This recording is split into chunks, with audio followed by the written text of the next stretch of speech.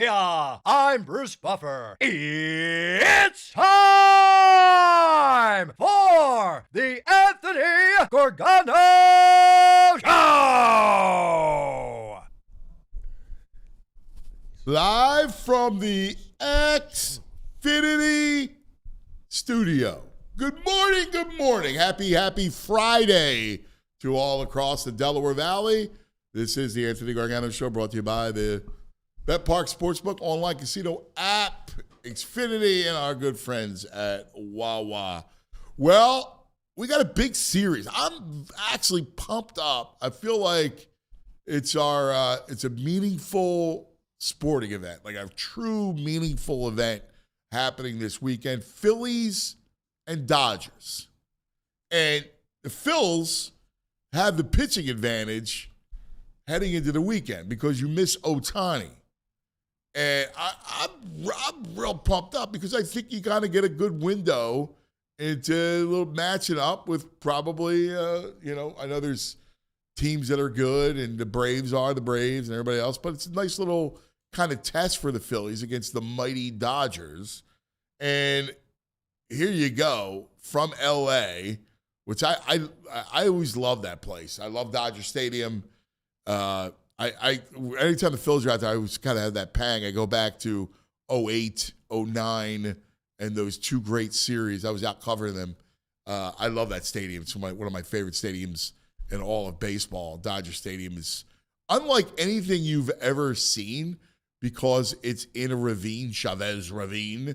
You pull up, and when you go into, from the parking lot into the yard, you go down because it's built in the ravine. You take the elevator or escalators down, and it's at the very top at where ground level is the highest point of the park, right? And then you just go down, and it's really kind of cool. It's a cool setup. It's beautiful. The way the whole thing is shaped. It's a dynamite great place, man. It's historic baseball. So Phillies Dodgers, and they got the pitching advantage. Tonight, Wheeler against Robleski. Robleski, the only thing that worries me about him, he's not good. The only thing that worries me about him, well, he's been banged up. They banged him up the last couple starts. He's a lefty, and he's a young lefty. So that always makes me nervous when I see a young lefty, because you know how the Phillies are against lefties. Tomorrow, Painter against Sasaki. So a very good good test for Andrew Painter, who's been pitching really well. We go back to 4 starts. He's, kept you the game, and he's been challenging hitters. He's around the plate. So he's been very economical with his pitches. So that'll be fun, Painter and Sasaki. And then Sunday, Yamamoto's great. And then you got the Lizard, who's very good. So the Lizard, you got Godzilla going up against Yamamoto. So I'm excited about that. That's a great pitching matchup. And I love the Dodger thing. I love that whole, like Sunday will be a 4 o'clock start. Kind of fun. It's like good window, big-time baseball. Phillies Dodgers. So I'm pumped up, man. I'm very excited. We'll talk to Corey about the Phils. A lot of football stuff to tackle. As always, EJ will join us. Our buddy D Gunn will join us. So I'm looking forward to talking to D Gunn about the Birds. We'll have the brain, everybody else on a TV. Todd on our typical Friday as we head into the weekend. Beautiful weekend ahead of us, too. It's gorgeous outside. It's a good weekend to kind of kick in summer. Good morning, VG. What's up, buddy? Man, it was beautiful. Riding in with the windows down. Yeah, jamming out. No humidity. AC/DC, no humidity. It's perfect. Yeah, it's great. Perfect. This is spring. Finally. This is finally good. Some sun. And it's going to be, I think it's going to be a good week.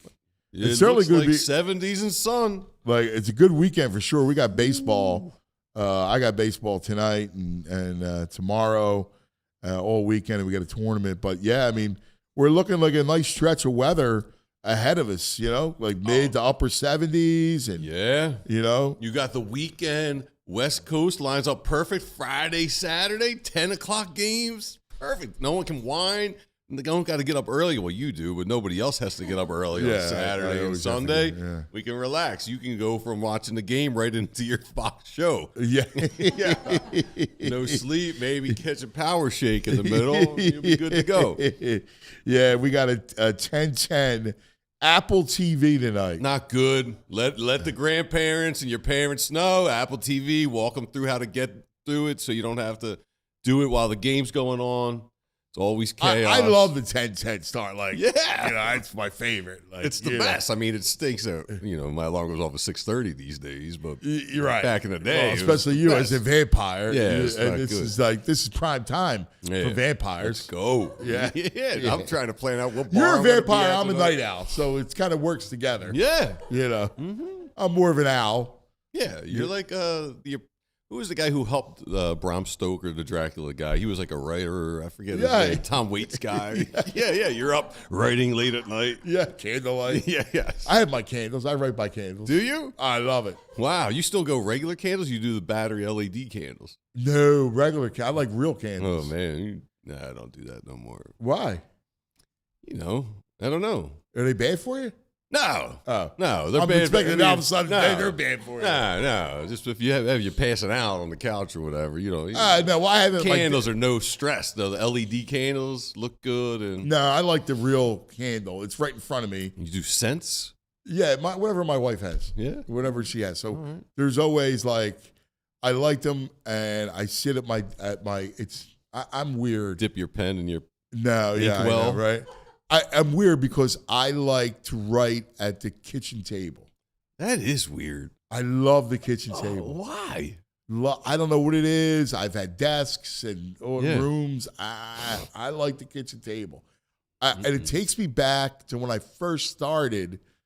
I used to love to write my grandmother's, like the kitchen table on 18th Street. I would always write there. And I don't know. I just like the I like the kitchen listen, the kitchen means something in our households. Yeah. Right? So I've always loved the kitchen table. So, but my kitchen's weird. Like it's adjacent. Okay. It's in the kitchen, but like it's not. You have the kitchen, the stove, and everything else. There's an island, and then off the island is a table. Weird. If I'm at home, I could do coffee shops, I could do bars, but if I'm home, I need to have like mood lighting going on and music and stuff. I got to set like a little creative. I never did the coffee shop stuff. I never did a bar. Well, actually, I take that back. I wrote a couple pieces when I was on the road, and I had when I was working for the paper. I wrote at a bar a couple times, but I like it. Yeah, I sit by myself in the corner. That's funny. Hey, look at Eddie Wright. Kitchen table is my workstation too. All right. Yeah. I'd be 500 pounds right into the kitchen because I need a distraction every 10 minutes. With my ADD, I'd be grabbing a snack every 10 minutes. Oh, yeah. No, I don't eat while I write. Yeah, I watched a little basketball last night. Funny how when SGA's not getting every flop and call. Funny how it's a different game. Funny how when he goes to the line 4 times instead of 12 times, different game. Yeah. Yeah. They were physical, and they let him be physical. I just took it as I thought San Antonio. I said yesterday I think it's a Wemby game, and I thought the Spurs would win probably. This series is weird because other than game 1, every game has been pretty much one-sided. Yeah.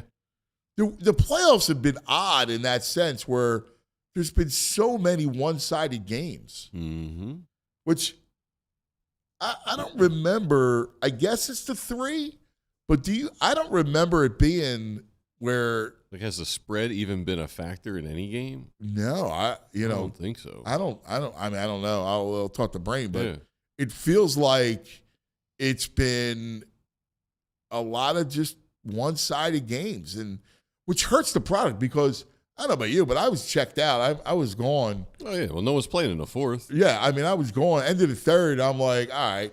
I think Pat texted us yesterday. Yeah. It's like, oh, it's over unless Kenny Atkinson's coach, which is a great line by Pat. And, it was like, all right. So, I mean, I checked out right around then. Yeah, I mean, there's no reason. SGA didn't play the 4th, I don't think. Yeah, But I'm tired of I'm on the train. I'm tired of the flopping, and I'm tired of OKC getting all the calls with it. So, yeah, let's go. Let them play. Let them bang it around a little bit. Really? Yeah. It's funny. I know a lot of people hate the flop. It's unbelievable. The guy had more free throws than he had field goal attempts at some point. I don't know why it never bothered me. It doesn't bother me. Like back in the day, I mean, the free throw line is an important part of the game strategy, like drawing fouls. They got compilations where no one's even touching. He falls on every shot. Every shot he falls. I mean, it's just out of control. Yeah, I guess and truthfully, I know everybody hates it, but like even in soccer, I don't mind. Like, are they ridiculous at times? Yeah, but whatever. Feels like it's part of the game in soccer. We come to expect it. Then basketball is good. I don't know. It doesn't.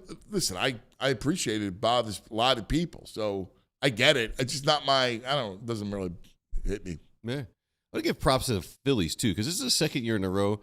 This hat is a giveaway hat. They have nice quality hats. Back in the day when we were growing up, they were those MAB paint hats. They were terrible, like piece of paper on your head. Yeah, no. This is like a real hat. No, that's a nice hat. Yeah, it's nice. Good color scheme. Yeah, it's good the on the Phillies. Light blue. Yeah. That is a nice looking hat. I'm excited for this weekend. Tonight should be, I know he's a lefty, but he came out really, Robleski came out really strong. His first 6 games, he was kind of lights out, but I think teams are catching up to him. The Braves and the Brewers beat him up pretty good. Now, they're two great offenses. Yeah, and he throws high 92.5 miles per hour. No, he's not going to get – he's a lefty. He's a young lefty that's crafty. It's kind of what – I'll be honest with you, it kind of worries me. Well, because his profile is not what they do. Well, you got to be patient. He doesn't strike out a lot, but he doesn't walk almost anybody, really. No, he's around the zone. He's a lefty who pitches the contact. Yeah. And that's usually not a good recipe with the Phillies. No. Let's go, JT. Let's go, Bohm. They should be able to get him on this tonight. Garcia? Yeah. Garcia later, hopefully. Yeah. Let's get somebody else in. He's such a disappointment, man. He's like a defensive replacement outfielder at this point. I know. I thought he would be. I loved him for years. I loved him. No, listen. I thought, you know what? He had a couple down years. Comes new change of scenery. There is no like the air conditioned ballpark of Texas is that. I'm thinking he comes here. All right, give it a shot. But he's been awful. It's like he's swinging with his eyes closed. He can't find the ball at all. I know. I mean, if he does get lucky and hits it, it's hard, but it's rare that he hits it. It's true, man. It really is. He's so jacked up, too. It's like, man, just find some contact. He never shortens his swing. You ever notice that? No, dude. Like, he never will shorten his swing. I mean, he's Casty just with better fielding at this point. Yeah. Yeah. I mean, and his defense is great. No, he's got a next huge level. Arm. Yeah. Huge arm. Big arm. And, he tracks the ball well. Like, he's a good outfielder. Yeah. Just a shame he can't hit. No. Just like everybody else in the outfield. Other than Marsh. And we're catching the Dodgers at the right time. We're not seeing Ohtani, and they got a ton of injuries right now. I feel like this is the same story as last year. Tons of injuries, and they get healthy for the playoffs. No Kike tonight. No Teoscar tonight. No Kike? Nah, he's out too. He just came back. I just saw a list of people, a list of their injuries. It was like 16 people deep, but of the meaningful people. Well, he just came back and he hit a home run the other night. Well, maybe he's out again. Wow. I could have got a bad report I was reading, but I went through the injuries. It said he's out. Muncy in? Yeah, Muncy's in. Yeah. The list of people. You know who's not good for them is Will Smith has not had a good year. Yeah. No, not yet. But this is what happens with them. I saw that Teoscar got hurt. Mm-hmm. So I saw he was out. No Edwin Diaz still. I mean, you got, what's their lineup? Ohtani.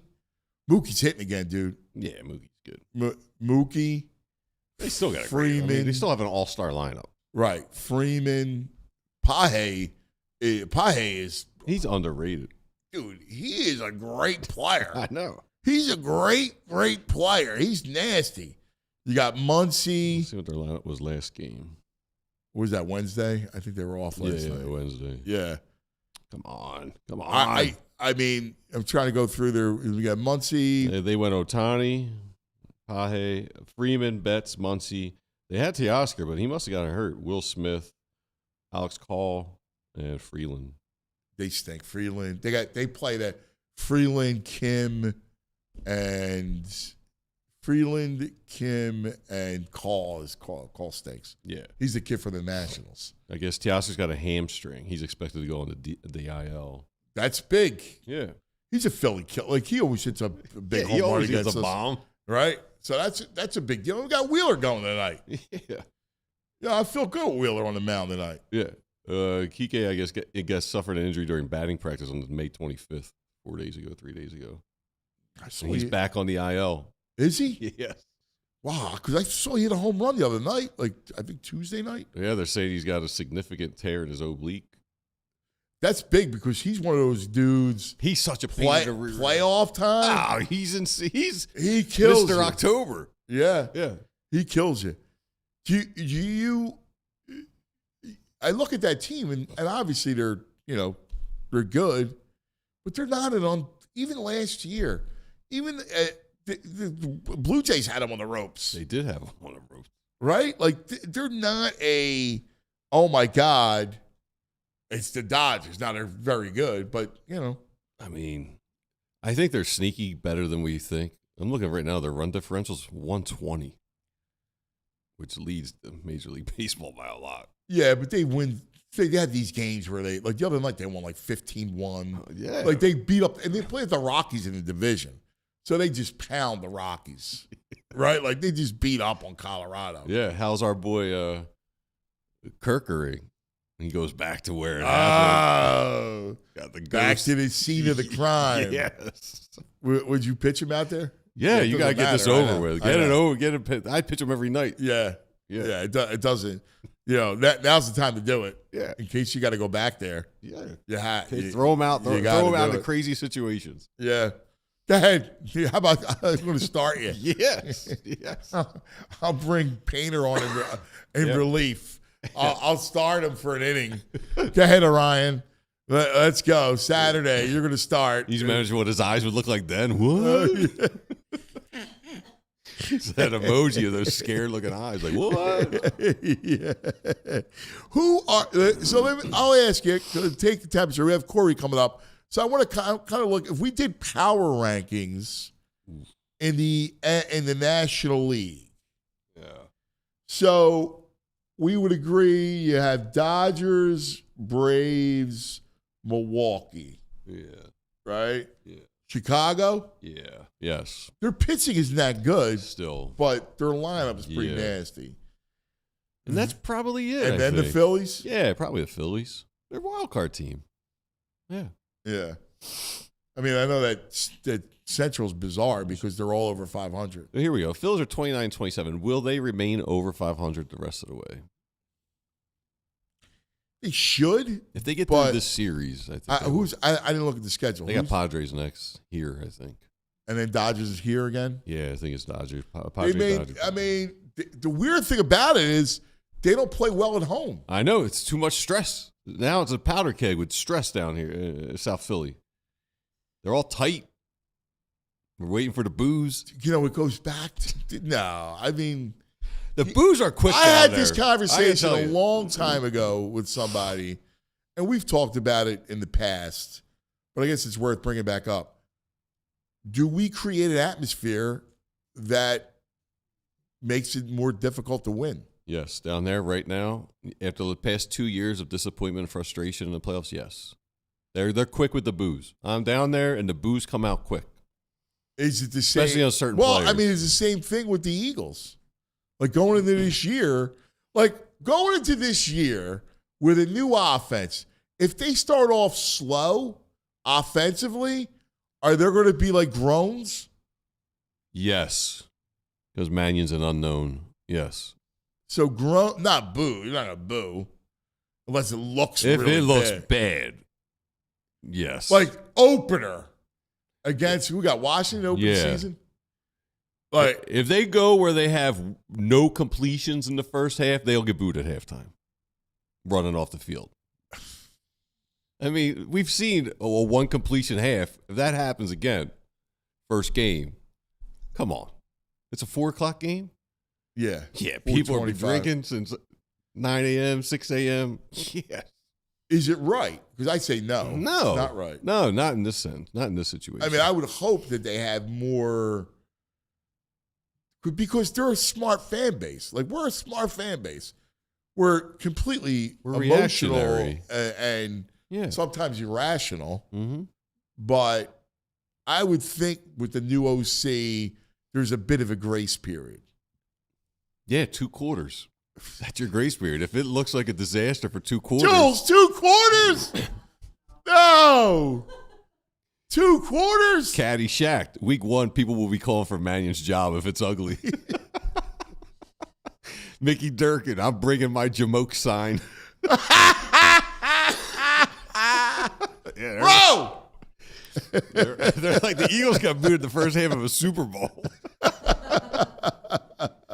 Yeah, man. There's no grace period. Yeah, it's 2 quarters. Oh, my God. Don't tell me that. Oh, by the way, it's Dodgers, and then it's Padres, White Sox here. White Sox are sneaky. We get to see the guy we should have, Murakami. Yo, he's crazy. Murakami, how many has he got now? Like 20. 20? Yeah. Oh my God. I have it as a nug. Well, hold on. Let me. I want to pull it up. I mean, he's got 20 home runs. So they compare. There's a nug comparing him to. He reached 20 home runs in 55 games. Took Ohtani 101 games to reach 20 home runs when he first came here. 55 games, 20 home runs. He's got 20 home runs in 55 games. It feels like he hits one every night. Well, it's basically every other night. 55 games, 20, yeah. So at 1 point or 2 point something games. I don't know. I can't do the math. Yeah, not even. No, Yeah. it's 2, 2 points would be 60 games. Every I 2 don't have games. enough protein yet. I can't think. Like, that's incredible. No, he's ridiculous. No, again, thank God, you have Wheeler Sanchez. I mean, that if not for that pitching, there would be some problems. Yeah, and the Painter Sasaki matchup, Sasaki struggled. No, he's not good. He mentally isn't ready for MLB. He's broke down and cried a few times. He's good as a reliever. Yeah. Well, he came in against the Phillies in relief. Yeah. But, you do have the pitching advantage. I know Yamamoto's good, but, the Lizard. Well, historically, we know how the reptiles do against the Japanese. Right. Yeah, so we're good. Lizards should be just crushing through Dodger Stadium. 2 or 3? Yeah. All right. 2 or 3, that's good. 2 or 3 would be a dream. Yeah.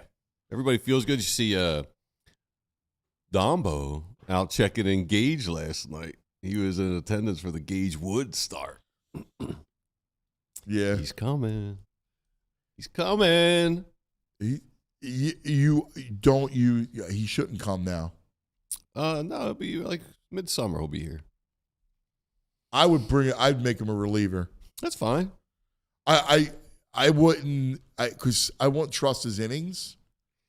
What's the matter, bro? Just bro walking around. He looks like a oversized 7th grader with his backpack on double straps. Yeah. He walks around with a double strap. Yeah. He walks in. A big kid walking He's got through. the baseball cap on. He does look like he's 7th grade. He walks in. The double strap. He's a double strapper. Yeah. It's a look. I always thought in the backpack world, like when I have a bag, even if it was a backpack, I would sling it over one shoulder. That's the only way to do it. Well, I'll do it too if I got to carry something large and heavy. Different. Then I got to throw Bro, it. I'm walking down the street. Nah, yeah. I got it over here. It changes your whole gait. Bro is a double It's your whole strap. gait. You're like do.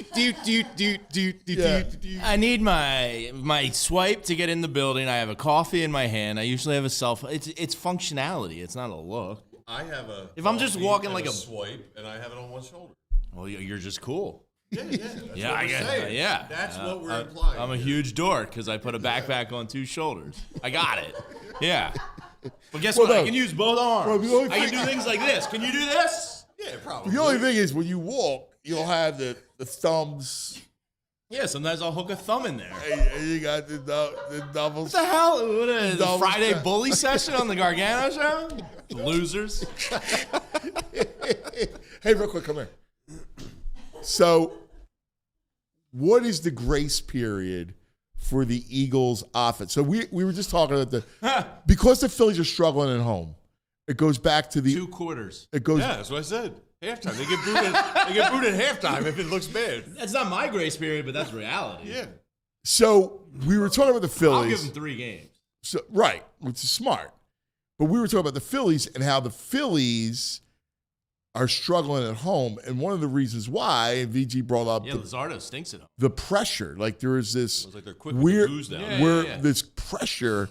And it's like, do we create this atmosphere that makes it so difficult to win?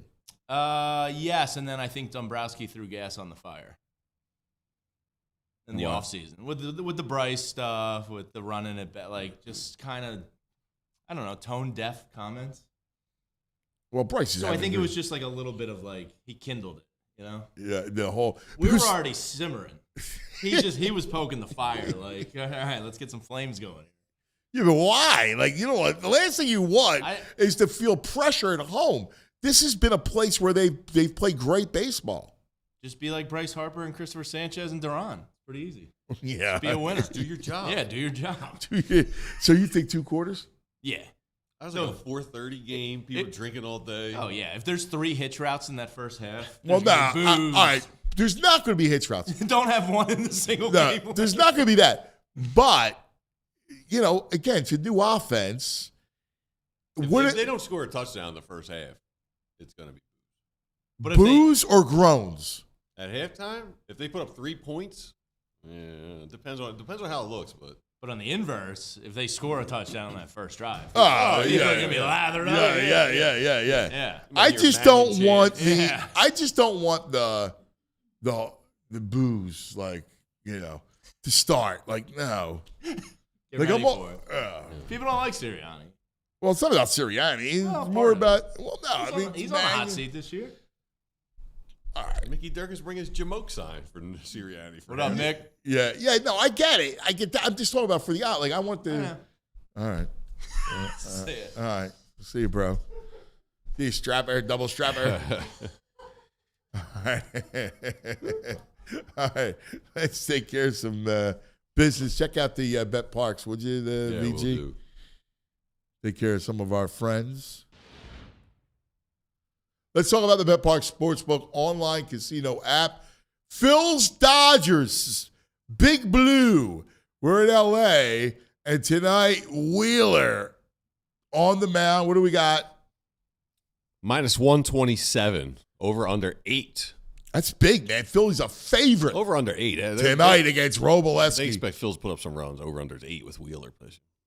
I think it's an under. With Roboleski, got to smash them. They put up 6 tonight. 4-1 Phils tonight. 6-1. All right. That's still under. There you go. Yeah, there you go. There you go. Here's your under. Because Wheeler, they're not hitting Wheeler. I don't care what anybody says. Forget the Dodgers. Check out the Bet Park Sportsbook online casino app all weekend. Game 7. You got it all hockey. Check it out. New customers get up to $500 casino bonus back, plus 250 spins on the new soccer-themed slot game, Gold Trio Soccer. BetParks.com is all the details. Got to be 21 in PA, New Jersey, Michigan, Maryland. If you have a gambling problem, call 1-800-GAMBLER.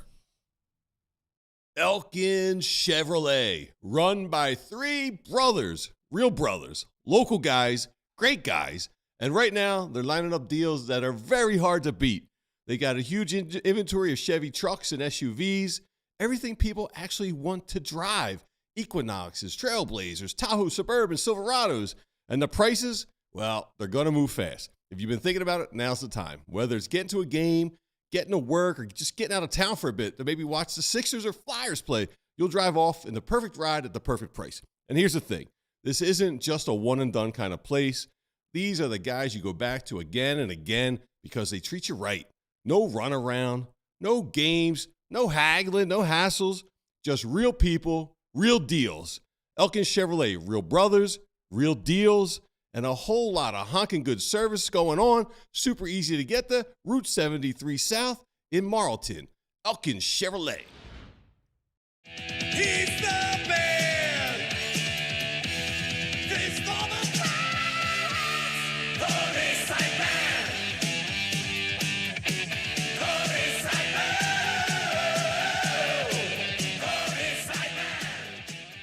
baseball savant. There he is, the baseball savant. I heard you guys teasing my co-host there. What do you think about us getting Jamie a fanny pack? Would that be a good addition to his setup? Yes. I could totally see him, like, as a tourist, walking around Rome with his fanny pack. I'm going to grab one before I come in. We got to add to the Lynch wardrobe. I'll be honest. I got a fanny pack. I'll do the fanny pack in the summer.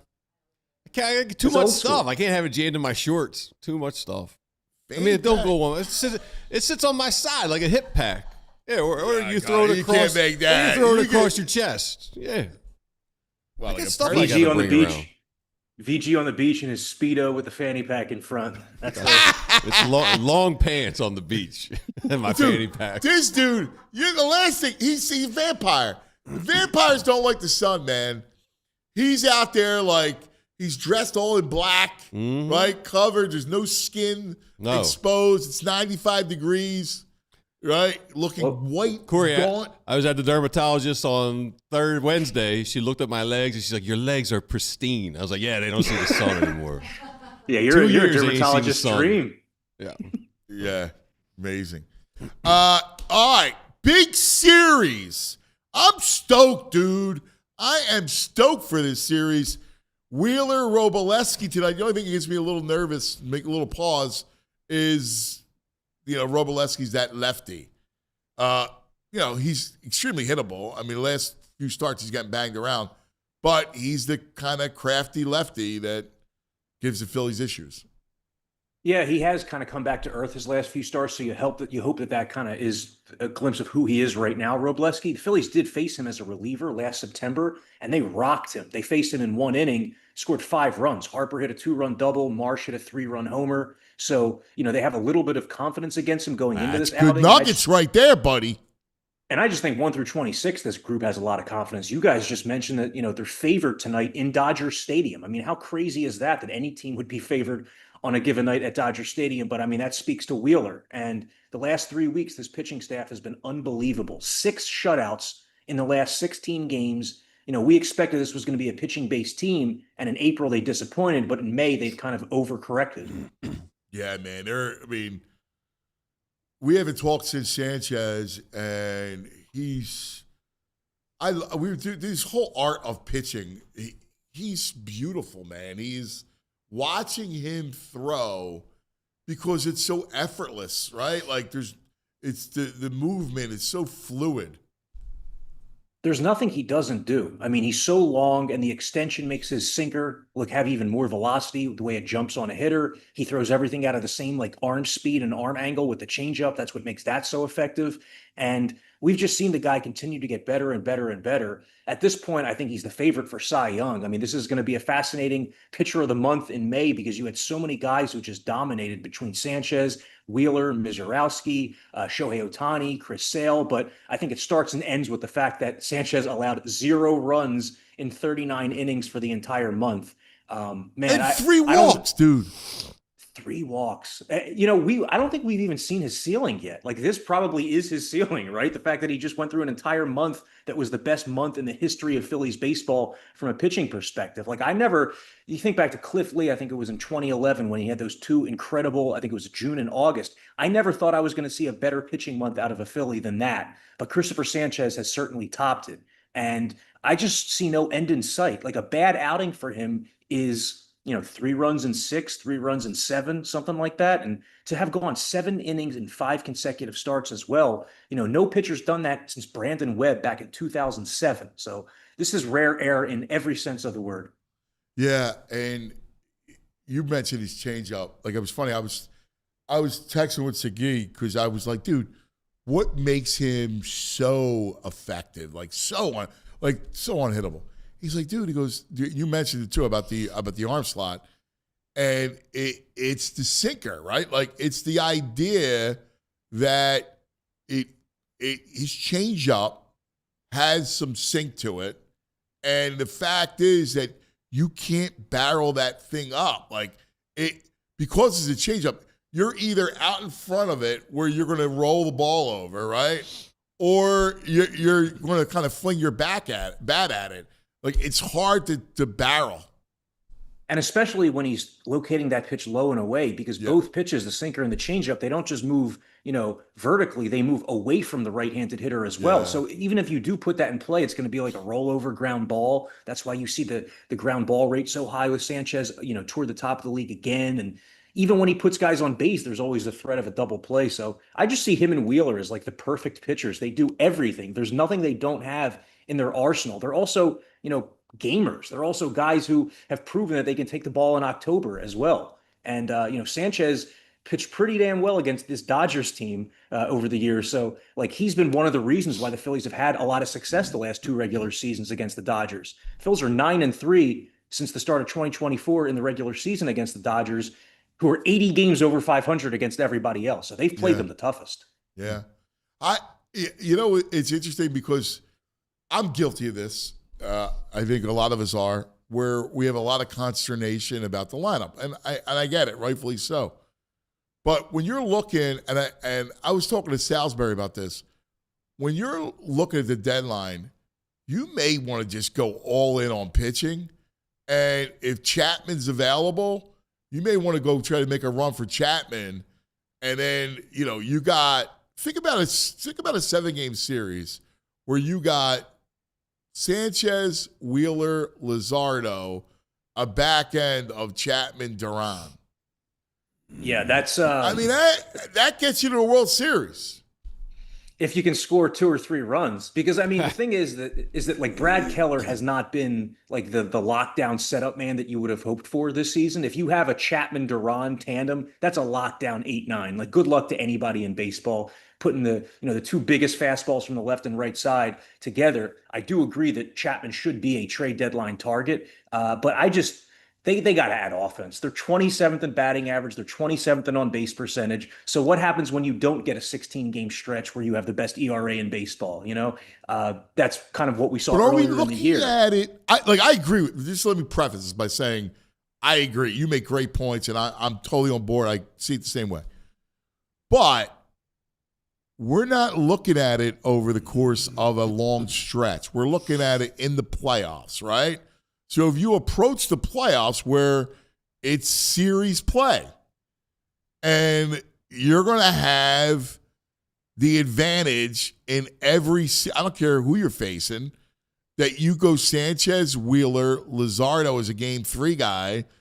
I know there's the game 4 – but if you just said, you know what, I'm going to go balls to the wall and I'm going to have Wheeler, I'm going to pound those 3 guys at you all series long with a back-end bullpen of Chapman and Duran. All of a sudden, the game is shortened and you're better. You're more equipped than anybody. At some point, you're going to score. And to that point, you think about the last 2 playoff exits against the Dodgers and Mets. Yeah, the Phillies didn't hit, but they also had leads in that series they couldn't protect with the bullpen, like Jeff Hoffman and Matt Strahm over the years, blowing games late. So it really does make a lot of sense to add another elite back-end bullpen arm, and I would be totally on board with going after Chapman. I just think they should also add a bat on top of that. I think you got to do both things. Yeah, without a doubt. I'm just kind of looking at it and I'm going, the what we see from Sanchez. Now, I don't see it. Listen, at some point he's going to give up a run. But I don't see him not being dominant, right? I don't see – with Wheeler back to being Wheeler, it changes my whole mindset.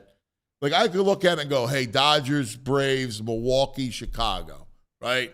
They're right now, if you're doing power rankings, they would be top 4 teams in the National League, right? We agree? I don't know about the Cubs. The Cubs are fading. I guess – yeah, they're slumping. But their lineup, I believe in their lineup. Their pitching's but I believe in their lineup. Yeah, I do think the Dodgers, Braves, and Brewers are the class of the NL right now. I think the Phillies can get to that range, maybe leapfrog a team like the Cubs, but they need to do it over the course of another month or 2. Yeah, but I guess I'm thinking I'm going to fast forward to October. Oh, just talking October, right? And I'm just looking at who's built to win in October, right? And, I'm just throwing the Cubs in there. I just think their offense is good. Manga, I can't wait how he says his name. Manga, how do you say it? Imanaga, Imanaga, the lefty. Yeah. Yeah. Other than him, I don't think they have great pitching, right? Imanaga is legit. Other than him, I don't think they have great pitching. They have a great lineup, though. They can rake, right? I think, when you got Dansby Swanson at ninth at shortstop, I mean, it's a pretty good lineup. But again, they made Paul Skeens work last night. I mean, that's like the DNA of the Cubs are going to make you work really hard. Yeah. But again, when you're going Sanchez Wheeler for 4 of the 7 games, maybe 5 of the 7 games, I mean, I'm feeling good. So am I. I mean, that was the basis of this team. And, with Sanchez, he has a 1.47 ERA right now. So last year he finished at 2.50. I don't even know if he's going to have an ERA as high as 2.50 this year. Like that would cost, he would need to really stink for the next 3 starts just to get back to that range. Like I see a guy who's going to be around 2.15 with the ERA. And when you start to think about where that would place him historically, that would be a better season than Halladay or Lee ever had. Would certainly put him in the Cy Young conversation. And just the fact that you have Sanchez and Wheeler in back-to-back games. I mean, we saw, for example, Tuesday night, Duran appeared in his 4th game in 5 nights. And there are a lot of people asking, well, why 4 out of 5 for a closer at this point in the season? Well, the reason is because you have Sanchez going the next day, then an off day, then Wheeler Friday. So it's 3 straight days where you have the benefit of not having to use much of your bullpen. So it just helps the manager in so many other ways as well. It really does. The two of them together, and they just match up. And Luzardo as your 3 is crazy because he's a 2 on many other teams. And now he was flip-flopped with Andrew Painter this weekend to get Andrew Painter an extra day. So it'll be Luzardo on Saturday opposite Sasaki, and then Painter's going to pitch Sunday. But what that does now is that you have Sanchez, Wheeler, Luzardo back-to-back-to-back. So there are going to be some series where you'll have all 3 of those guys in a row, chance for some more sweeps. And, a big part of this weekend is the Phillies early in the season, even when they were winning games, they were beating up on bad teams. I think they were 5-13 against teams over 500 to start. But now, if you look at their last 4 series against teams with winning records, they swept the Pirates in Pittsburgh, lost 2 or 3 to the Guardians and Reds, but then went and swept the Padres in San Diego. So they're showing that they can win against good teams on the road right now, which is a pretty big deal. They're going to need to continue to do this. Good. Well, we just got a super chat that Flyers Forever 31 for $5. There's no way the Phillies could go after Skubal, right? Don't have the assets. Wow. Was that Buster Olney dropping that yesterday? Well, I mean, Skubal's making rapid progress in his return from this elbow injury. When he first went down, I said, I'll believe it when I see it in terms of the quick return. I just don't think it, if you're the Phillies and you're going to use your I guess this would go along with what Cuz just said. It's a way to run prevention and shortening games, but there are other needs, and it's going to cost so much. It's probably going to be the biggest return for a rental that we've ever seen, just based on how much of an impact he could make in the second half. I mean, Skubal, would you do it? I'd make a run Skubal long term. If Wheeler says he's out in a year. Yeah. But that's going to cost $400 million, if not more. I don't know if I want to pay that to a pitcher, no matter who it is. Mm. Yeah, but it goes back to what he just said, right? It's not, I mean, you're paying Trey Turner $300. I would just rather allocate that money to a bat. I know that we're only thinking about the 3 weeks in October, the 4 weeks in October, but just even moving forward, I think you need to reallocate that $30 million, $35 million salary to a stud hitter. I mean, it would be cool. I just think it would probably cost you Aiden Miller and your next 3 best prospects. And that might not materialize into anything anyway, but you might be able to use that package. I got a guy with back issues, else. Andrew Painter, and maybe I'd probably Gage Wood. For a half season, though, a half season of Skubal with no guarantee that you have long term. Dude, think about this, though. 1 second. Let's you're pressed to win it, right? No doubt. You have an aging core, rapidly aging core. You pressed to win this thing. You go into a playoff series with Wheeler, Sanchez, Skubal, but then it kind of diminishes the importance of Luzardo. Doesn't that kind of diminish the importance of Luzardo though? If you have that other stud number 3, but it also gives you a couple months to generate a relationship, get him comfortable with Philly, and then all Middleton's got to do is pay him more than anyone else at the end. We're good. Look, I don't hate it. I just wouldn't trade like Wood and Painter and Miller for that. Like I just would think you that do Painter and Miller for him? I would. I mean, I'm not sold that Andrew Painter's going to be a stud. Like, I'm not sold that Andrew Painter's going to be a stud. It's just still, that's so much team control. It's 12 years between two guys for a half season. I would do Painter, Miller, Crawford. For Skubal? Well, let me ask you this. Would Skubal be like after hearing that, would like he be your top target at the deadline? Or would you rather them go get a Chapman and not have to trade all the top prospects? If I get Tariq Skubal, yeah. I mean, yes. I mean, I'm throwing. This would be the greatest pitching staff of all time. Like, remember the four aces and all that stuff? I mean, you would go game 1 is Sanchez, game 2's Wheeler, game 3 Skubal, game 4 is Luzardo, and then you got the other 3 again. Like, are you kidding me? And here's the like you're not losing. Like, put it this way, I don't care who's. You could be batting 9th. I could be batting 8th. And here's the reality: he could be batting 7th. If the Phillies don't get him, chances are the Dodgers are going to get him. Yeah, well, I mean, the Dodgers have all these pitching injuries again. Glass, they do it every year. Yep. I mean, I know we're talking crazy, but again, I would do it because I think I go, here we go. Like, let's take one shot at it. And by the way, I would do like he says, and I would try to woo him, and I'd spend the money on him. I think he's that good. I think he's that good too. It's just, that would be like 4 times more than Cristopher Sánchez just signed for. Like that's just. But what we're saying is when Buster Olney says, it's probably going to be Phillies, Dodgers, the regulars. It's almost like an offensive move so the Dodgers don't get him. Buster said that? Yesterday. And if the Dodgers do get him, Buster said if he's traded, pay attention to the Dodgers and the Phillies. Look at that. I texted him last night. I didn't even hear him say that. Yeah. That's nuts. I mean, if he does go to the Dodgers, it's like, all right, just what's the point of doing any of this? It's like now they have the best pitcher in baseball on top of this offense. So I do agree that it would be a way to keep away from the Dodgers. Phillies are always aggressive come deadline, and they haven't made that like extreme splash. Like and by the way, who knows Detroit better than Dombo? And the Phillies have a recent history trading with them. Like there was the Gregory Soto trade. I think there was one other deal as well. But like the Duran trade was probably the biggest splash Dave Dombrowski's made at a deadline as the Phillies running the Phillies. And that was a decent sized splash, but this would be way out of that range. This would be more in line with the reputation that Dombrowski has built, where everywhere he's gone, he's traded the top prospects for a win now move.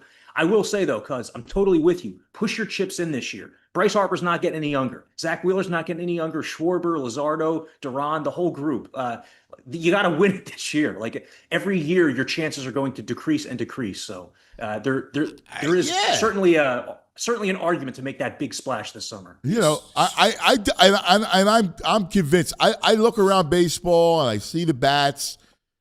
I'm going to double down on pitching. I'm just going to go double down on pitching and take my shot to win 4-1 and grab Arenado. Give me Skubal and Arenado at the deadline. I'm good. Well, especially if there's no bat you fall in love with, like Ketel Marte. He's an attractive piece. Who knows if he's moved? We've talked about Mike Trout a lot on this show and on our show.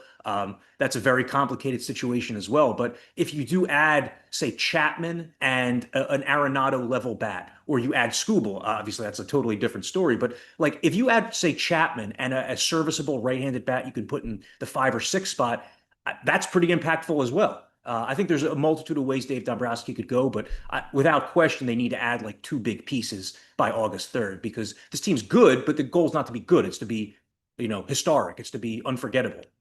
Yeah, I mean, the goal is to win. You got to win. You have to. Let's Sports Illustrated right now. Dodgers emerging as favorite to land Skubal.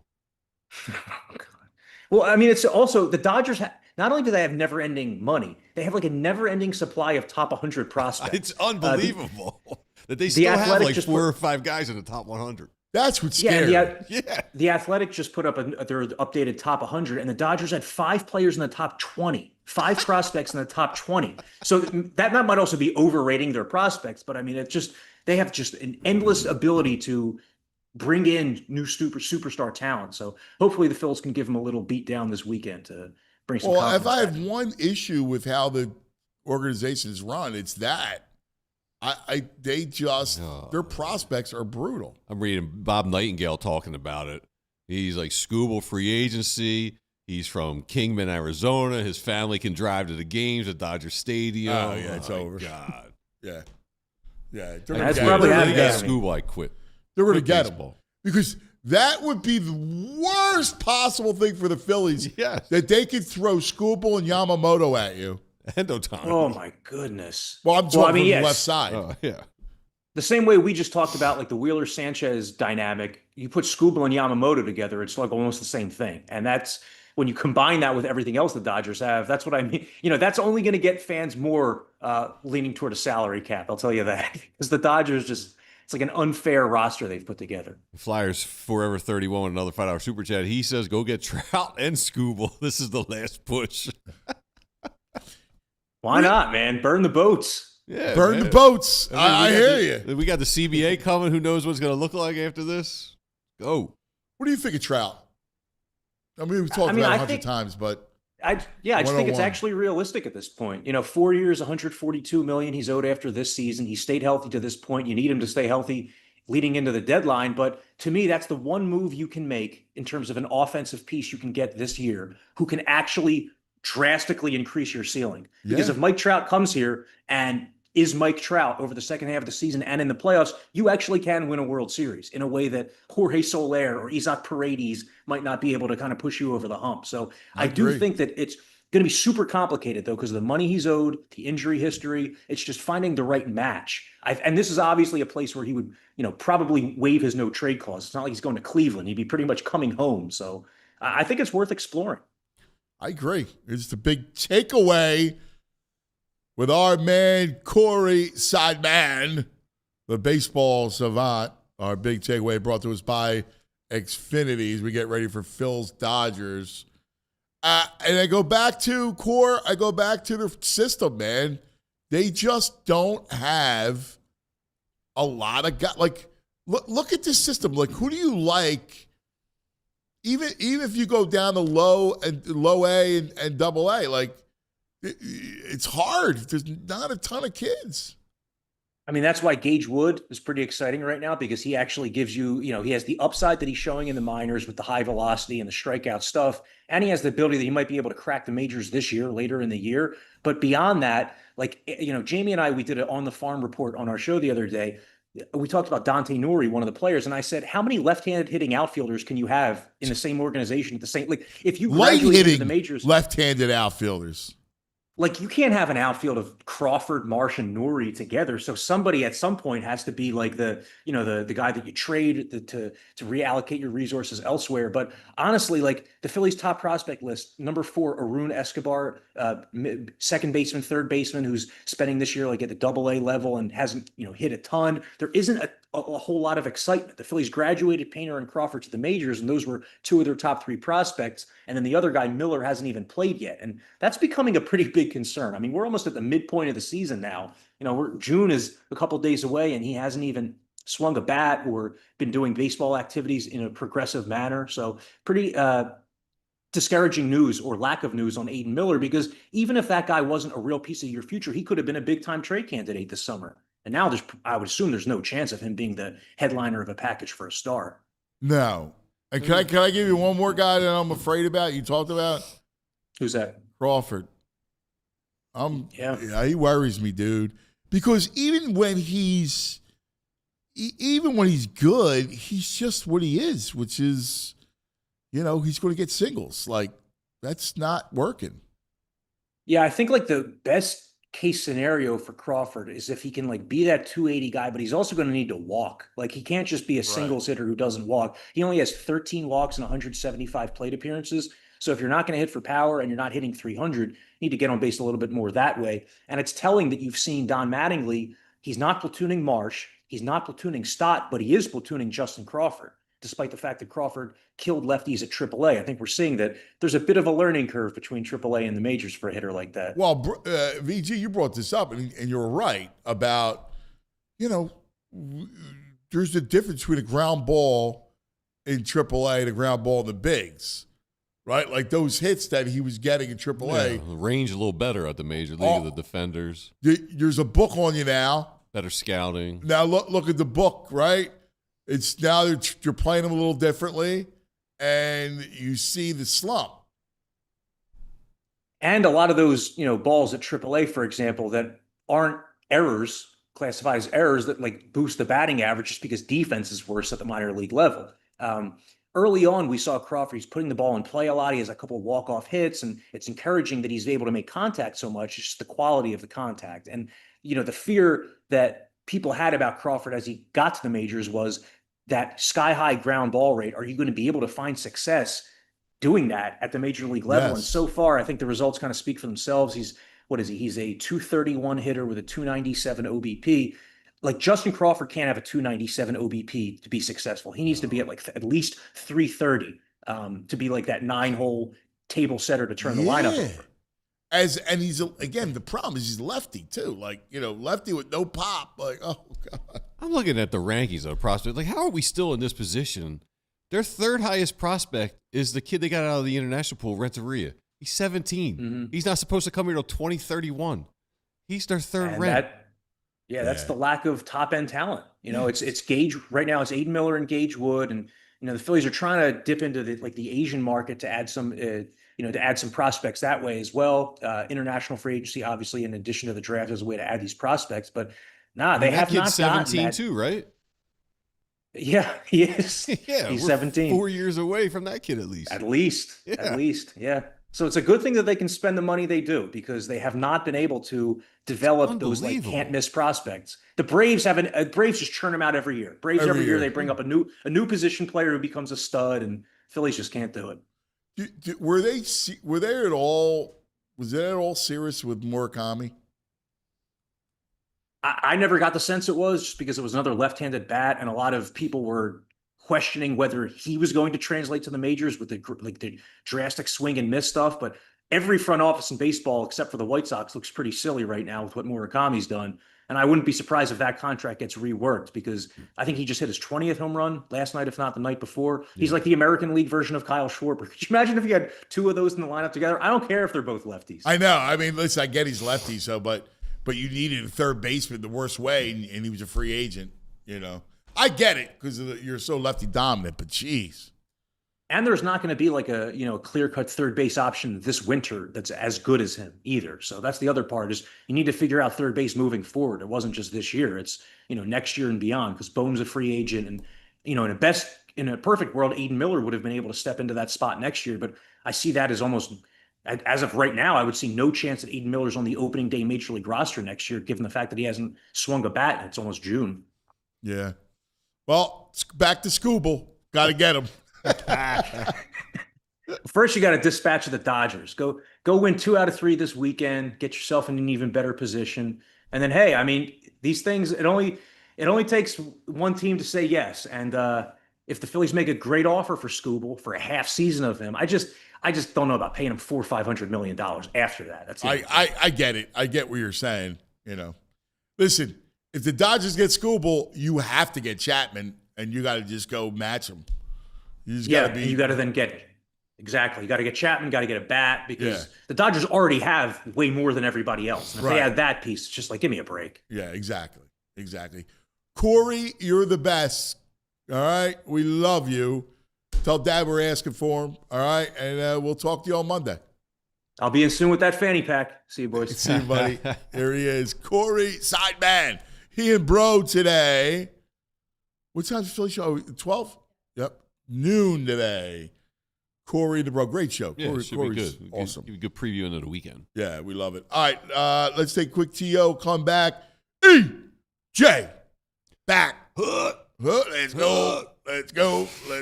Omaha. Oh, that's music. OTAs, baby. OTA. First, a word from our friends. Upgrade your home for less during Ashley's Memorial Day event. Right now, save up to 20% on beautifully crafted Ashley furniture or take advantage of 60 months no interest financing. 0 interest, and that's with no minimum purchase. Looking to sleep better? Get free upgrades on select adjustable bases plus king size comfort for queen size pricing on select Ashley mattresses. These Memorial Day deals won't last, so don't wait. Shop in store or online at Ashley today. For the past 30 years, Golden Nugget Jewelers has operated out of the very same location in the heart of Philadelphia. Customers from across Pennsylvania, New Jersey, even Baltimore, New York City have come to Golden Nugget Jewelers to find that perfect engagement ring, wedding band, or gift. Their staff is highly trained and dedicated to providing a personalized experience. I've gone there a couple of times. I had to replace a diamond in a ring. I had to get a necklace. They're not pushy. The staff is super informative. It's just a great shopping experience. They have a vast selection of engagement rings and wedding bands, along with high-end watches, fashion jewelry, sparkling diamond necklaces, bracelets, earrings, and everything else you could think of. You receive a final cleaning and written appraisal with every engagement ring purchase. And Golden Nugget Jewelers, they're family owned. They've been operating since 1987, right there on Chestnut Street at 8th in downtown Philadelphia. You deserve an expert, and you deserve the best price.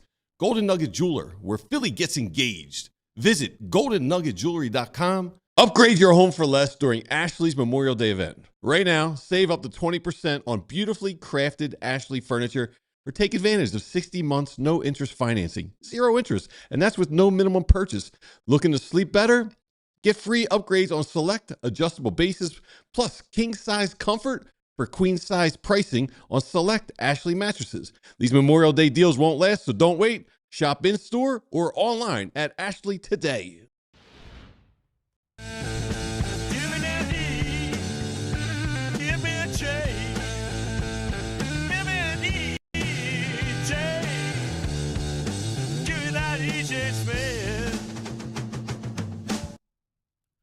Good morning, EJ. What's going on, guys? It's good to be back. You know, it's good to hear the song again. I know that's a little conceited, but listen, it's a good song. I'm not going to pretend that I don't enjoy it. Give me a J. Give me that EJ Smith. It's like my happy song every time I hear it. I love it. VG's great at it, man. I love these little tunes. Yeah. So, my good man, let's start off by this question, because we were talking about the angst that is at Citizens Bank Park. Yeah. And the Phillies not playing well at home. So that we as a fan base provide pressure at home. There's like this feeling, this heaviness at home. Sure. Obviously, the last time we saw the Eagles offense, it was there. If they struggle for a half against Washington in the opener, He knows. what happens at the Link? Oh, they get booed. They get booed into the locker room at halftime, Yes. without a shadow of a doubt. This is a smart fan base, man. They don't forget. And I listen. I love that about Philly fans. No, they'll get booed if they go 3 and out on the first drive, they might get booed. There's always that. Man, you're probably correct. I think you're right. 3 and out on the first No, drive. they're not getting booed first 3 drive. and out? They're still excited about the opening of the season. 3 and out? No. Oh, man. One 3 out to start the year. If they go past Saquon 3 and out, 3 yards. you'll get some boost. Yeah. If it goes like this, Saquon 3 yards, Saquon 4 yards, Hurts incompletion. They're booing. No, I don't think they boo that. I think if it's like Hurts incompletion, Saquon negative 2 yard run, and then Hurts incompletion, you get the boost. You get just a smattering of boost, not a whole full voice boo. Just every one, maybe a section worth of boos if that happens. Oh, but I'm feeling good about the Eagles offense. I didn't expect to come on here and talk about booing. I think that there's it was just this weird conversation and it led into this thing. And VG's like, dude, if they go, they don't. I said, listen, it's going to take some time. Like I said, listen, the offense could take 3 or 4 weeks before it starts to roll. He asked for a grace period. I said he's got 2 quarters. If they don't look good in the first half, they're getting booed off the field at halftime. Yeah, I had made that argument that there's an urgency with the Eagles schedule. Like they got to get off to a good start just to avoid some of the angst that we've seen take over the team in years past. I do see that side of it. I think hearing from Jalen Hurts this week and hearing from Sean Mannion, I feel like they've sort of earned some equity, some maybe a little bit of a grace period. But I do think that it's important that they get off to at least an okay start. I don't think they need to be 3-1. I don't think they need to be 4-0. I don't think they need to be top 5 in offense. But I think it's important that you at least see the vision early in the season, which I don't think is asking for that much. Yeah, Yeah. I mean, I think you got to give him some grace. I agree. This is an intelligent. Installing a new offense, especially in this climate where you're not doing two-a-days anymore, and it's limited practice time. It's going to take time for them to get it right. Like it just is. You got to be patient with all of them, especially Hurts. Yeah, even the Super Bowl year, I mean, it took them that 4 weeks. Now, the Brazil trip played a part in that, and obviously they just had to change how they were operating offensively. But yeah, it took them time that year as well. So I think you do need to give them time. I'm not confident that they will get time, though, is what I would say. Yeah, they should get time. They should get time, but it's not in the heat of the game. Opening day, everyone's drinking, feeling good, and then they look like crap. Nah, they're getting booed. All right. And somewhere Petula will be smiling, being like, see, not just me. I don't know about that. Yeah. He's going to be in sunny Miami. He's going to be smiling about that, right? He's going to be hot. Let's dive into AJ, and there's all this consternation about what you're going to get, what the package will be like for AJ. What's the latest you hear? Yeah, so I mean, I'll be honest with you. I don't think this is necessarily likely. I don't think it's going to happen this way, but I think the window opens for something, something material to move on the AJ front, probably like tonight. You go back to last year with Bryce Huff. That was a post June 1 trade that happened in the weekend leading up to June 1. So I guess what really for all those people out there that are hoping that this is over. I think that, again, I don't think it's going to happen, but there's nothing stopping the Eagles from agreeing to terms today, or tomorrow. So I think that, we're getting close to a point where we'll get some answers. I think that first window opens over the weekend. And then from there, I'd still expect it to be the New England Patriots, and I'd expect it to happen early next week. I think that is what's likely to happen. I think with Howie, there's always a possibility that another team gets involved. I think that Chiefs situation with Rashee Rice is an interesting one to keep an eye on. Maybe the Chiefs can get involved late in the process here. But yeah, I think right now it's going to be a matter of, does another team swoop in and try to, beat whatever the Patriots offer is? And I still, all along, it felt like the Patriots are going to be the ones to be the most aggressive. So, that's what I'd expect to happen. And then, I think probably the least likely is that this drags out. I think the Eagles probably want this to be over with, and I think that, the Patriots are going to want to get him in the building. So my guess is early next week, but it wouldn't shock me if it happened, tomorrow, late tonight, where it's like, the Eagles and Patriots have agreed to terms, and maybe it's a future first that the terms aren't exactly nailed down yet. But yeah, I think it's going to be an 08 or an 08, a 28-1. Yeah. No, I think that makes sense. Honestly, like the 27 draft is a strong one. I know the Patriots are going to be protective over that pick. They have a tough schedule, and I think everyone's kind of expecting some regression. But even if you get the 28-1, if you're the Eagles and you're Howie Roseman, you feel pretty good about that because of the stability you have in the organization. That's a pick you're more than likely going to make if you're Howie Roseman with the Eagles there. Yeah, I would agree. It'd be fine. What's stunning to me is that there are people, and more than a few, who still believe AJ is going to stay. And I'm listening. Or that he could. They're like, oh, it's no big deal. The Eagles have the leverage. He's under contract. He could just play here. I was stunned. I had on my man Tom Kelly. Yeah, I love WIP. TK. I love big Tom Kelly. I love Tom when he was a producer. So TK's on last night on WIP, and he's talking about he took like 4 callers that all were like, oh, well, AJ could come back. Well, yeah. I'm like, what? Is there a delusion? I'm like, I don't know. Sometimes I'm oblivious, right? Because I'm not always on social media. Is there a belief out there that he's can still come back. I think it's by these people. I think it's because AJ has like been pretty quiet. He hasn't been really vocal and expressed his discontent publicly. So I think we haven't heard from him since November. Yeah, I think he hasn't spoken to reporters since November. People think he's fine and he could just come back and play. That's what people think. So when he gets dealt, there's going to be like a surprise, an air of surprise. I don't think it's a surprise.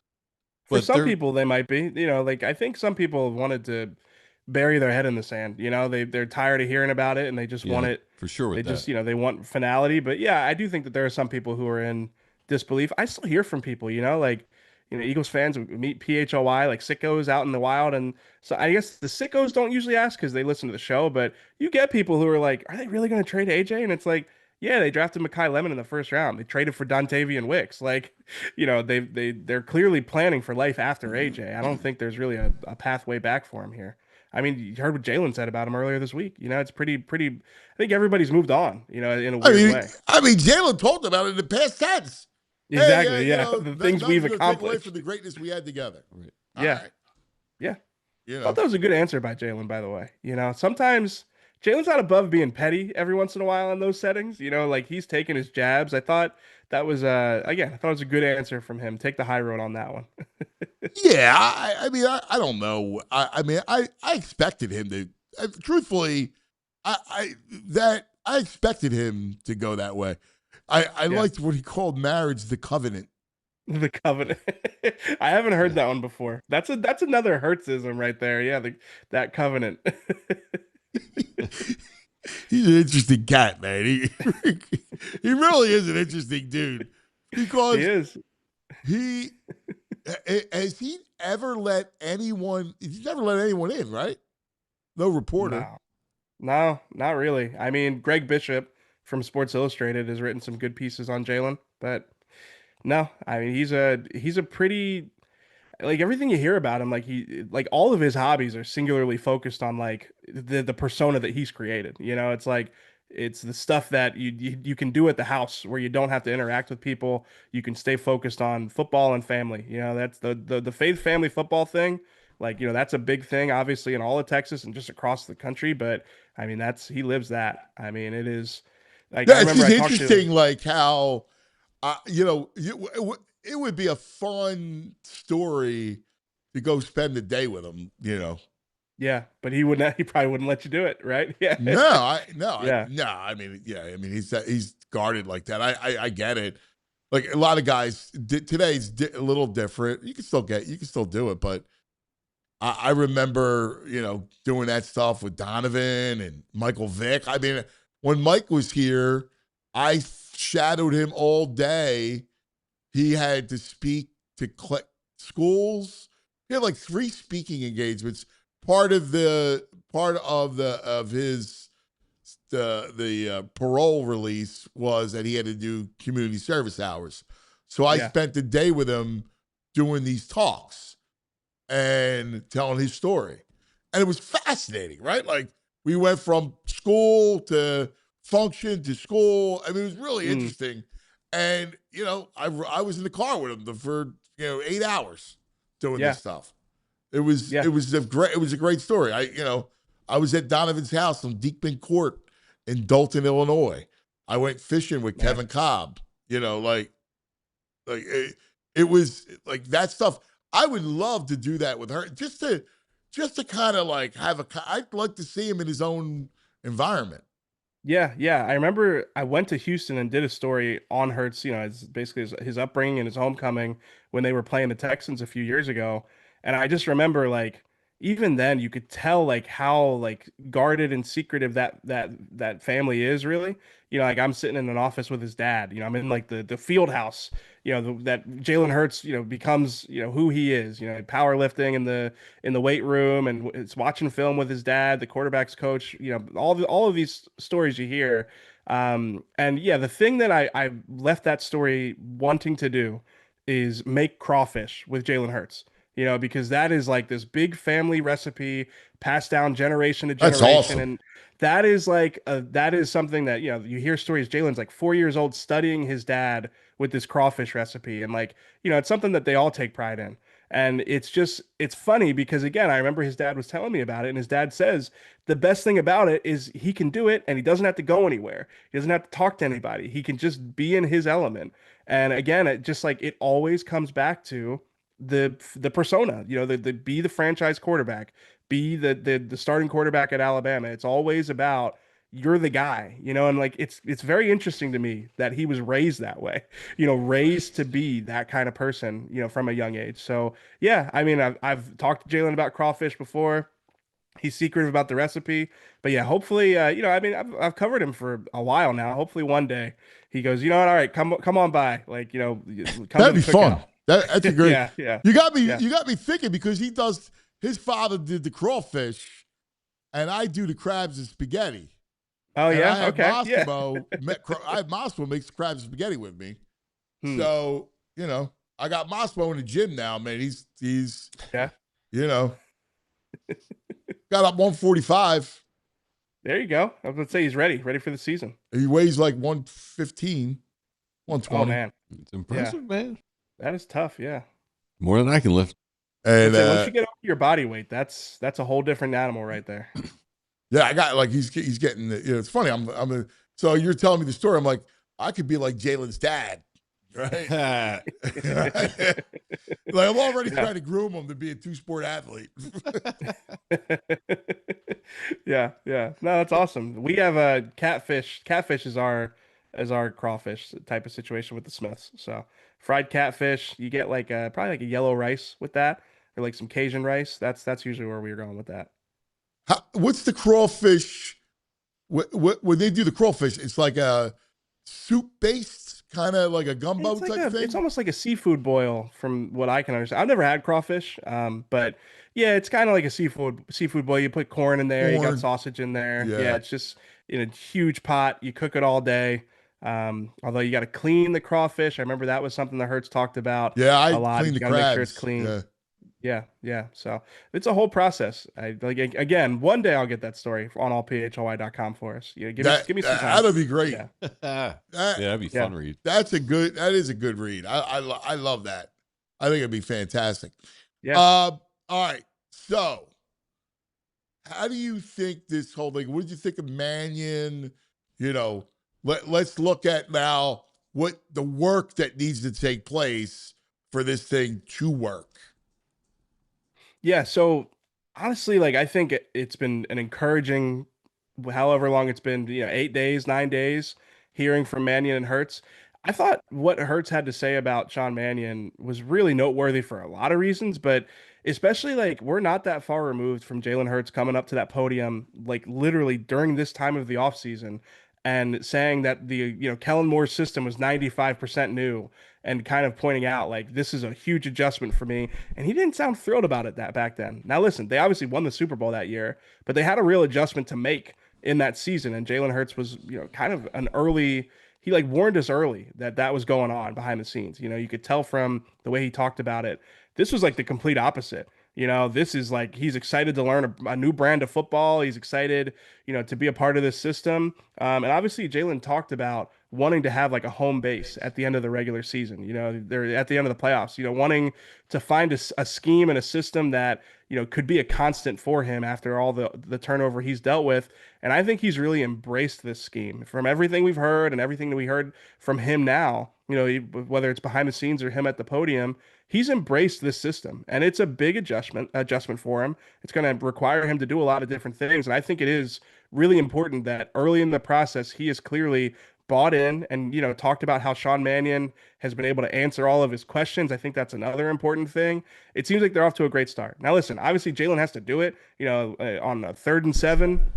When he's looking at a disguise coverage, he needs to be able to diagnose, where to go with the ball. He needs to work on his footwork so that he can get the ball there on time. Like those are variables we don't have the answer to.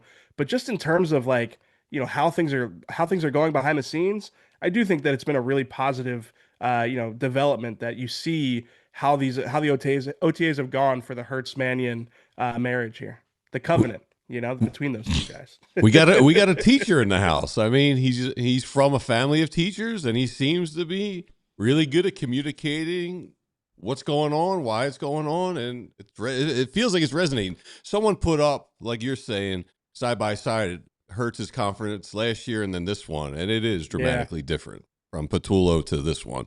He just seems like he seems way more comfortable with what's going on right now. Yeah, I think it's there's clearly like a rejuvenation, an enthusiasm with this new system. And one thing he mentioned in his press conference that really jumped out to me is he talked about how they became so dependent on matchups in the previous system. It was just about identifying, okay, where's the one-on-one and who are we going to hit to try and find this one-on-one, take advantage of it.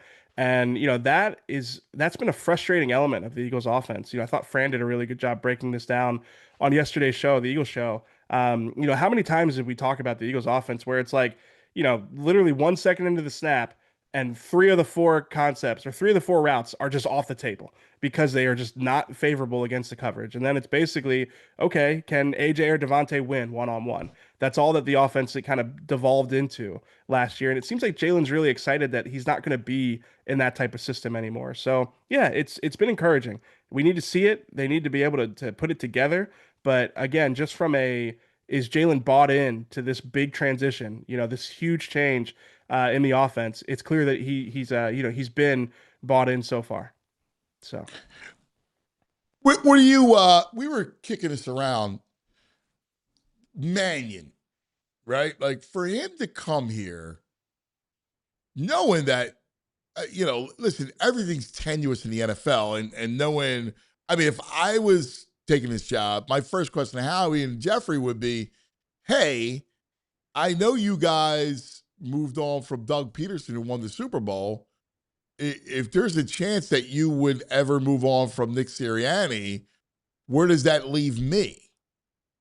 And I mean, that would be one of my first questions to like, hey, before I do this project, because it is a project, like I need the grace of time.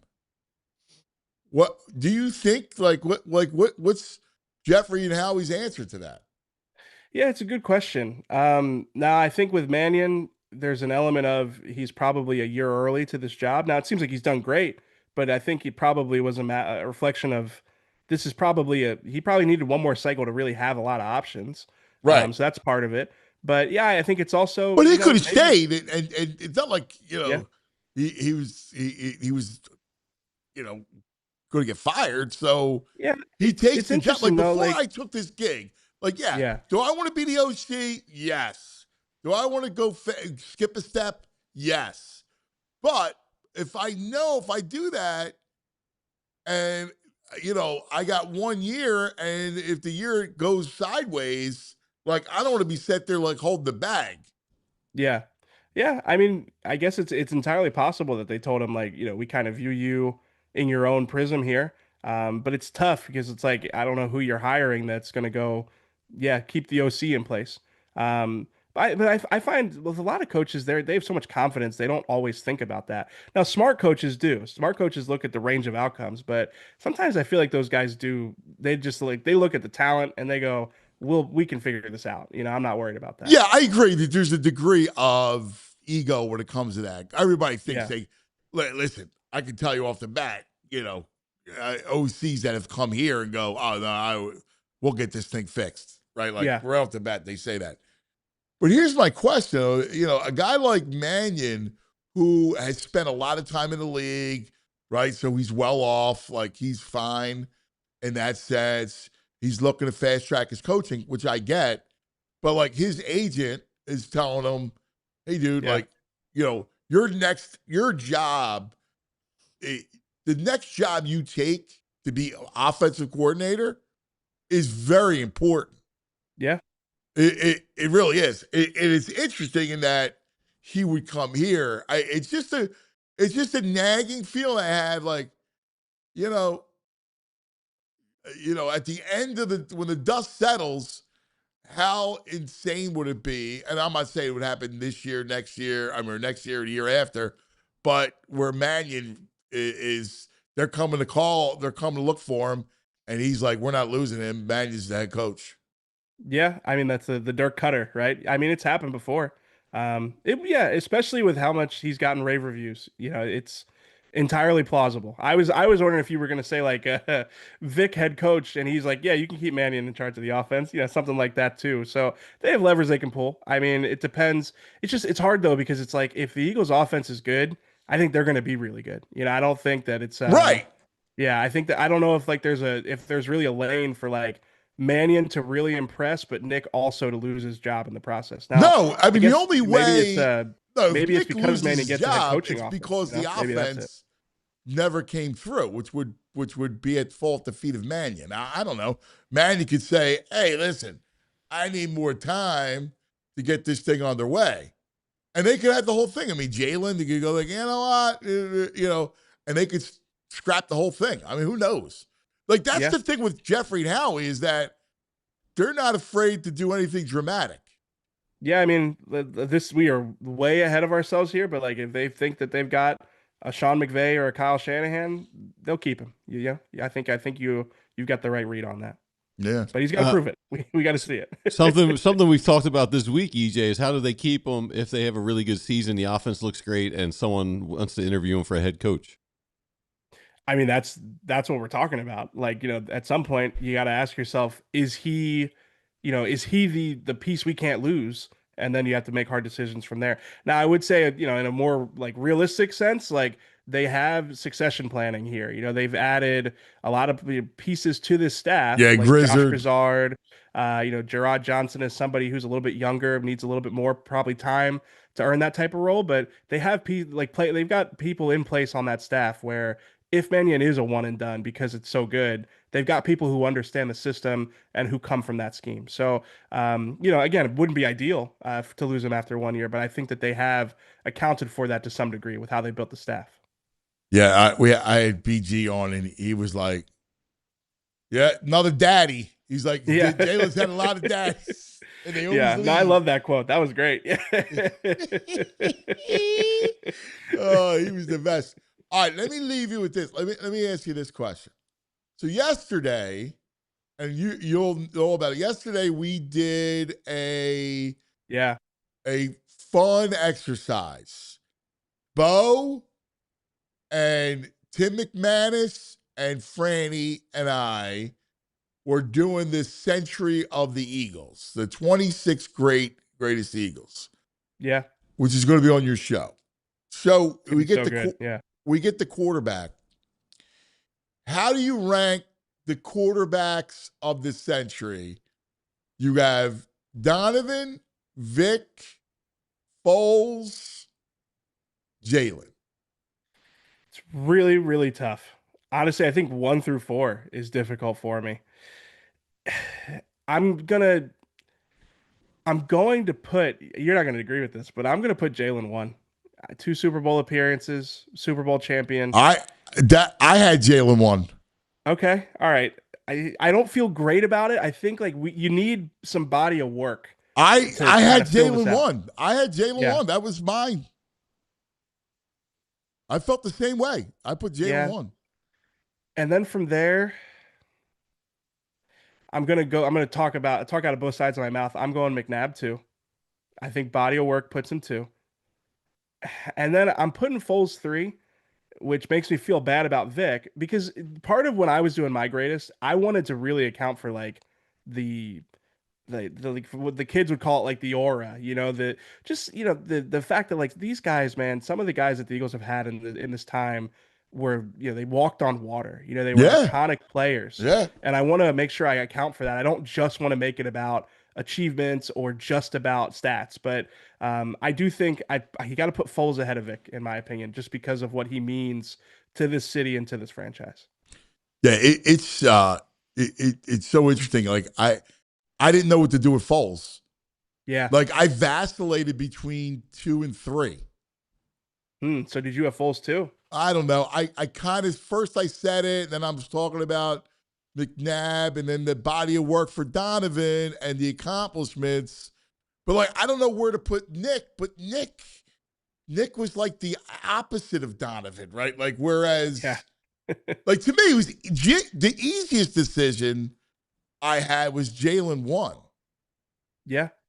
Yeah, I mean, it feels like while we're midway through it, he hasn't quite gotten there, but when you look at it, he has, It's Right, crazy to like, say, you know, but yeah, he's come up big in big games. Like, Yep, the problem with exactly. 5 is, what big games did he play well in? Yeah. Not that No, they're I all his agree. fault they lost, right? But what big games did he play well in? Yeah, it is a fun discussion with McNabb and Foles because it's like, do you go with the body of work? Like you said, Foles is the opposite. Foles is like, he has like, it's not like he's got nothing in terms of body Right, he of had work, the but 7 touchdown game against the Raiders, right? yeah, he had the Whatever. year the year with Chip where Yeah. he was incredibly efficient. He's like a 3-point shooter, I mean, Right. he's hot. It looks Right. incredible. And when he's Right. not, it can get ugly. He's Caruso. Right. Yeah, exactly. I'll give I gotta you the give a shout out. definitive Zach list. Berman is the first one who's used that. analogy. Jalen, you go Jalen, Nick, Vic, Jeff Garcia, McNabb. Oh, no, do that. Merry Christmas, do that. Philadelphia. Can't do that. That was awesome. That's awesome. El Pistolaro. Yeah, let's go. That's fun. EJ, what a blast, buddy. Always Yeah, this fun. is fun, guys. A Yep, lot I'll of see you fun. next week. What's your deal today? You gonna go to practice? No practice availability today. They're out there, but they don't have access. So we will be back there next week. I think they're Tuesday, Wednesday, Friday, and then we got minicamp coming up too.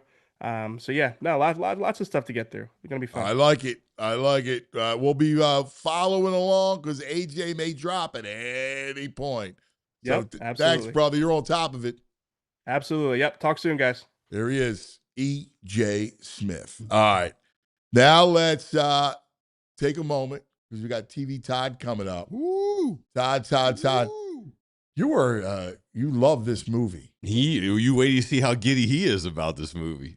Because you saw it first, right? Yes. I may go see it again. You want to go see it again? I may, yes. Wow. That says something. All right. Todd's coming up. The gun, the brain, still to go as we reach the halfway point of the program. First, let's take a little bit of time to talk about our friends.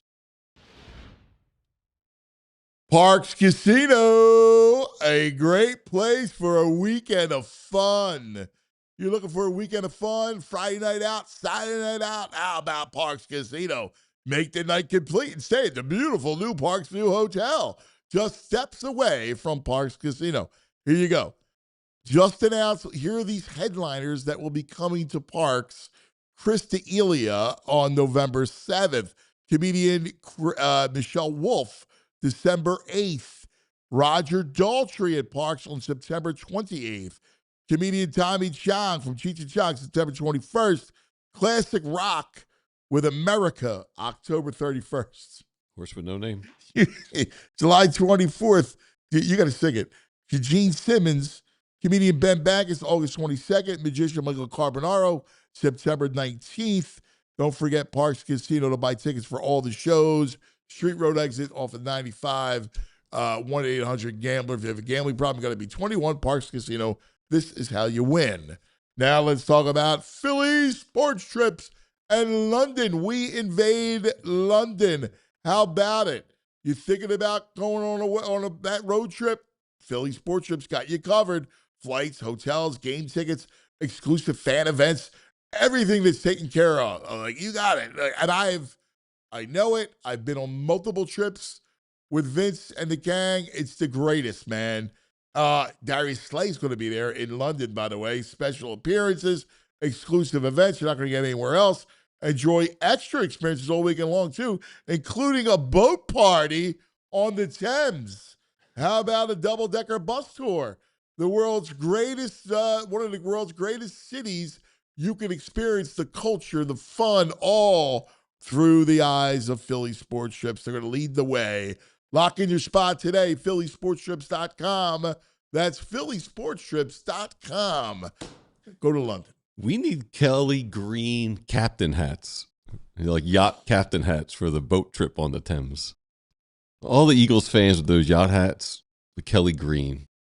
I think that would be great. I'm out. Why? See, you just hate fun. Julie, he just hates to have any kind of fun. I guess. I hate the hat. I hate it. I hate that hat. Of course, it's a terrible hat. But if everyone shows up in Kelly Green hats that are yacht hats, I think it's that's funny. stupid. It's not funny. I think it's stupid. You're not funny. I know I'm not. Yeah, there you go. I don't profess to be funny. Yeah, we go bar crawl with those hats on. Yeah. Enjoy yourself. I'm out. I got my own football party. You wear a helmet. I wear a helmet on the Thames. Only helmets. Why you take it to a stupid level? Why can't you just wear an Eagles jersey? You're on a t-shirt? boat on the Thames. It's yacht time. It's not a yacht. It's a Let's river. go. It's not an ocean. I'm taking it over. Nothing wrong with a river yacht. No, I'm See out. them? They're all over Delaware River. There's yachts parked down there. Dude, the hat. I'm out on the hat. I don't like the hat. The hat's stupid. Thank you, Mickey Durkin. Cuz is the fun police. Yes, Mick. I'm out. I mean, look, Mick, you really like seriously, Mick, would you be in London, right, wearing that hat with this jerk off? Yeah. Like, seriously. Kelly Green with a little Like, Eagles would you logo. do that, Mick? Yeah. Be blast. Not for nothing, Mick. You're not doing that. Be blast. A blast? Why do you need to wear the hat to have fun? Let's go to Todd. Act like a man. You can't handle the truth. It's time for TV time. Are you wearing that hat? Of course he is. No. Of course he is. Thank you. No, I mean, I'm good with hats. I just don't like that yacht captain hat. I never Right. liked it from Captain and Tennille? Yeah, that guy looked cool back in the day. Cool. Yeah.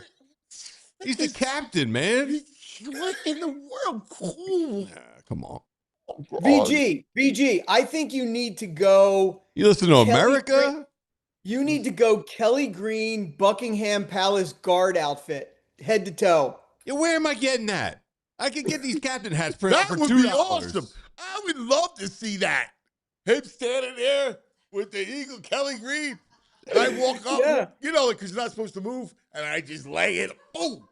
Boom. He's so violent, Todd. He's so violent. Too much football. I love your shirt. Let's see it. Let's do it, man. Yeah, baby. Look Still at going, that. babe. Did you see the reports leaking that this color is what they're going to go with as a jersey for next season? Really? They're doing this.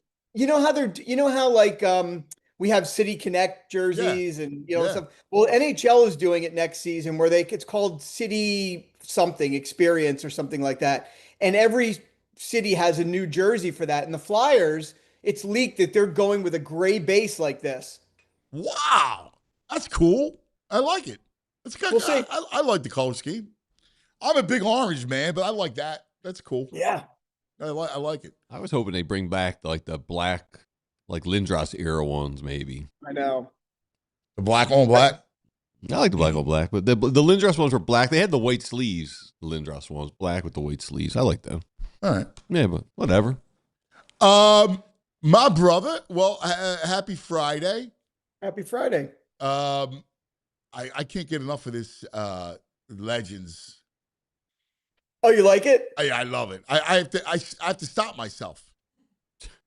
Like, because I don't like to just burn through a series. I like to enjoy it. It's great. It's a great series. By the way, quick news: Tom Hardy is not fired from Mobland.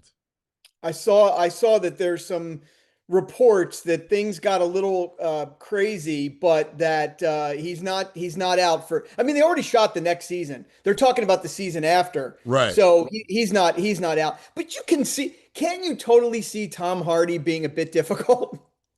Yeah, but I don't know. He's such a great actor that I didn't think he was. I guess they couldn't get him out of his trailer. Like he was making them wait for hours. Who do I always compare him to, cuz? Marlon Brando. Oh yeah. He's this guy is the modern day Marlon Brando. Yeah. That's a good point. Yeah. He's that good. He's so good. I'm excited for season 2 of Mobland. I know. I can't wait. It's gonna be good, but he doesn't care. Also, like I was thinking about those reports. I'm like, how do you piss off Helen Mirren? Like, I feel like she's like the last person in the world you would ever want to piss off or could piss off. Exactly. I don't know. I'm nuts. Like, who knows? They're all crazy. So what do we got, buddy? Well, listen, VG and I mean, VG just said it. He's going back twice. I went to see Obsession. VG did see it and talked about it last week. He was spot on. This movie is fantastic and for so many reasons. It's in its simplicity, its execution, acting. This film was made for $750,000. And it's, the typical Blumhouse model, make it cheap and hope that there's a hit in their glob of films they release every year. It's a very much based on the classic book or short story, The Monkey's Paw from the 1900s, where a couple finds a monkey's paw, this mysterious paw, and they get 3 wishes, and you think that's going to help you in life, and it turns out being the worst thing to happen to you. It's based on that, but it's like a modern day, it's almost like Monkey's Paw meets Black Mirror meets Fatal Attraction. Oh, that's awesome. It's really, really, really good. I totally agree with VG. The movie's already grossing domestically about $100 million. Wow. Dude, what was the budget? Listen to this. This is a great thing I saw this morning. It was like, if you're Disney, you spent $165 million in 7 years making a new Star Wars movie. First Star Wars movie in theaters in 7 years. Opening days, Memorial Day, you get 4,300 theaters, and you take number 1 for the weekend. Then Monday comes, you lose to Obsession. Lose to Obsession again on Tuesday. Lose to Obsession again on Wednesday.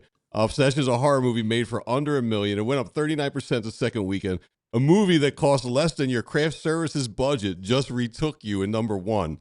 You brought Star Wars back to theaters after 7 years, and it got outgrossed on a Wednesday by a wish-granting toy from a movie 200 times cheaper. It's crazy. I love it. I love that for so many reasons. You know me, I preach this all the time. Lower budget, more creativity. This film proves the point. It's fantastic. And by the way, VG, you could tell the audience this because you told me about this. Their marketing campaign was absolutely genius. So they had a billboard in Hollywood. That's the woman's name is Nikki. She becomes obsessed. So it's like, hey, been thinking about you. Text me, Nikki, and there's a phone number. And then every day, the billboard would have more things come up. Where are you? I haven't heard from you. Why didn't you get back to me? So the billboard changed over time, and it got crazy looking. And then if you text the number to Nikki, you'll get stalked and harassed for like 4 hours. Your phone will blow up with all these text messages. Where are you? Why aren't you responding? Why aren't you responding? And you get voicemails, like voice samples sent to you. Just thinking of you. Haven't heard from you. People are like, my phone blew up for 4 hours. You're like, you have to say yes and accept that it's going to happen. That's awesome. Yeah, dude, it's wild. The marketing has been doing is crazy with it. It is genius. Everybody's sharing it everywhere on social media, so it's just blowing up. It is so genius. I was telling VG that to me, it's like that's like the modern day version of, remember William Castle, who was known for doing all the crazy stunts in the theaters, like having a skeleton run through. Yeah. John Waters based his stuff on that, and everybody did over the years. But William Castle was the first one to kind of use these PR and marketing stunts. And then Hitchcock did it by making you sign off on something saying, if you have a heart attack during this film, you release us from claims. Amazing. Yeah, that's how it starts. If you text that number, your phone will start blowing up. That's awesome. That's what it looks like. That is so cool. That's brilliant. And Todd, I know it's a horror movie. The woman was so fantastic in it, man. It was just a great performance. She was all over the place. I think she should be nominated. I doubt she will be, and then you hear the making of it where the director just worked alone with her on her reactions, her face and stuff, and her screams. And there's one other girl in the movie. She never saw it because she filmed different scenes. And she's like, I snuck on set one day, and she's like, I was blown away. She was so scary looking, and no one knew how. I thought she was nuts looking. I thought it was up there with Linda Blair in The Exorcist. The performance for her was amazing. I agree with you. She was fantastic because it was so subtle at times. And then all of a sudden she does something super creepy, like put the plant in front of her or something. And you're like, what is going on? By the way, I said this to you. I don't know if it's true, but there's a scene in that movie that I think is an homage to The Exorcist.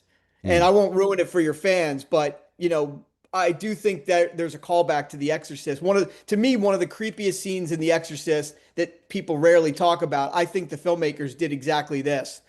But it's so good, man. Well, can you tell the scene? Well, in The Exorcist. So I believe, no, I can tell you this. I believe the creepiest scene in The Exorcist, I've said this a million times, it's not the crab walk or the head spinning around or anything like that. It's when she shows up at the party and she comes downstairs and just stands there and is peeing on the floor. Yeah, she urinates. Yeah. It's the creepiest movie. Well, there's something similar in this one. Okay. Yeah, you're right. That is, yes.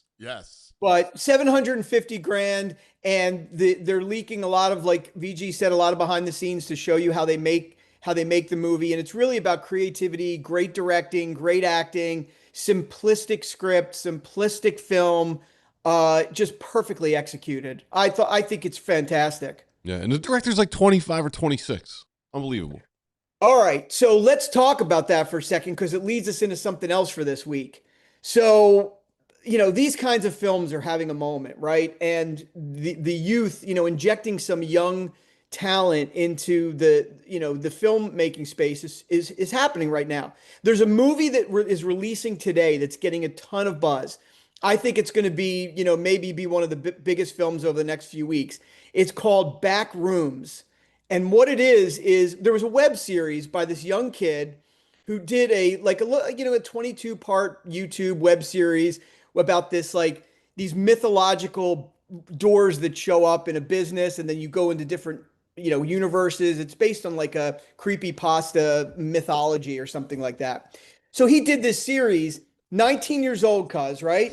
And they came to him and they said, A24 came to him and said, we want you to make this into a feature film. He had lots of offers, by the way, to make it into a feature.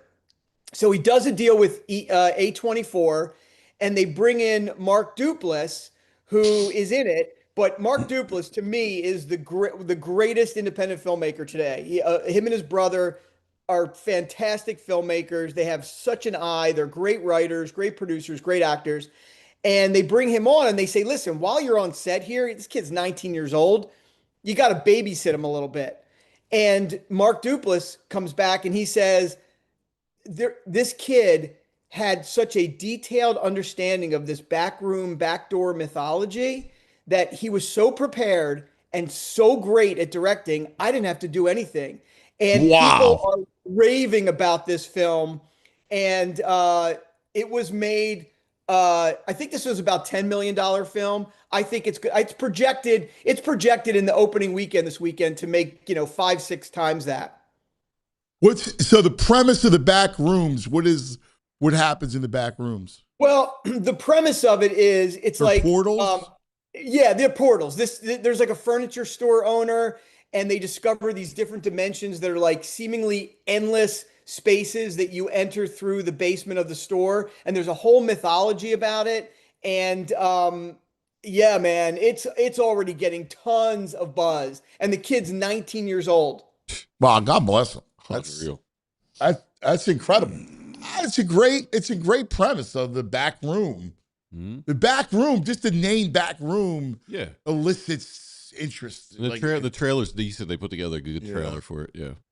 Yeah, and it's good. Like I said, I'm a sucker for anything like Black Mirror, the supernatural stuff. Yeah. I just love it. And if it's creative, I love it. But I do love the fact that we're like, okay, this kid made a web series. Let's put some money into this and do something cool as opposed to making the next Star Wars movie or making the next reboot. Listen, we're going to talk about it next week, but the Cape Fear series on Apple launches, we'll talk about that. Again, rebooting some content that we all love. And I just read a story this morning that A24 and HBO are developing a series based on Angel Heart, the classic, Mickey Rourke movie from 1987 with Robert De Niro and Mickey Rourke. Dude, I love that movie. I know, it's great. Dude, that movie is one of the all-time underrated creepy movies. So De Niro's name was Louis Cyphre, right? So say it quickly. Yeah. Lucifer. Yes. And the story is awesome. Lisa Bonet. Harry Angel, it's really good. It's like a noir film in a way, right? But it's very supernatural and creepy. Oh, and yeah. that was when Mickey Rourke was, biggest star. Dude, in he the was world. unbelievable in it. He was cool too. Like, he went off the deep end, but he was one of the coolest actors around, Mickey Rourke. Absolutely. Hope of Greenwich Village. Greatest.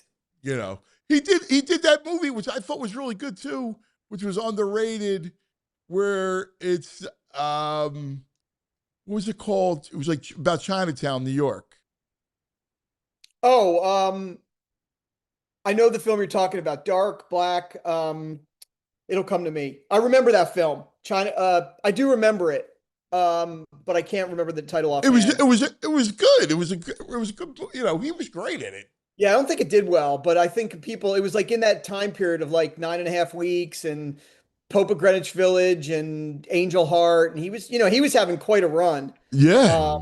Really. But I'm not going to listen. I'm excited to watch the Cape Fear series because Scorsese's involved in it. And is he really?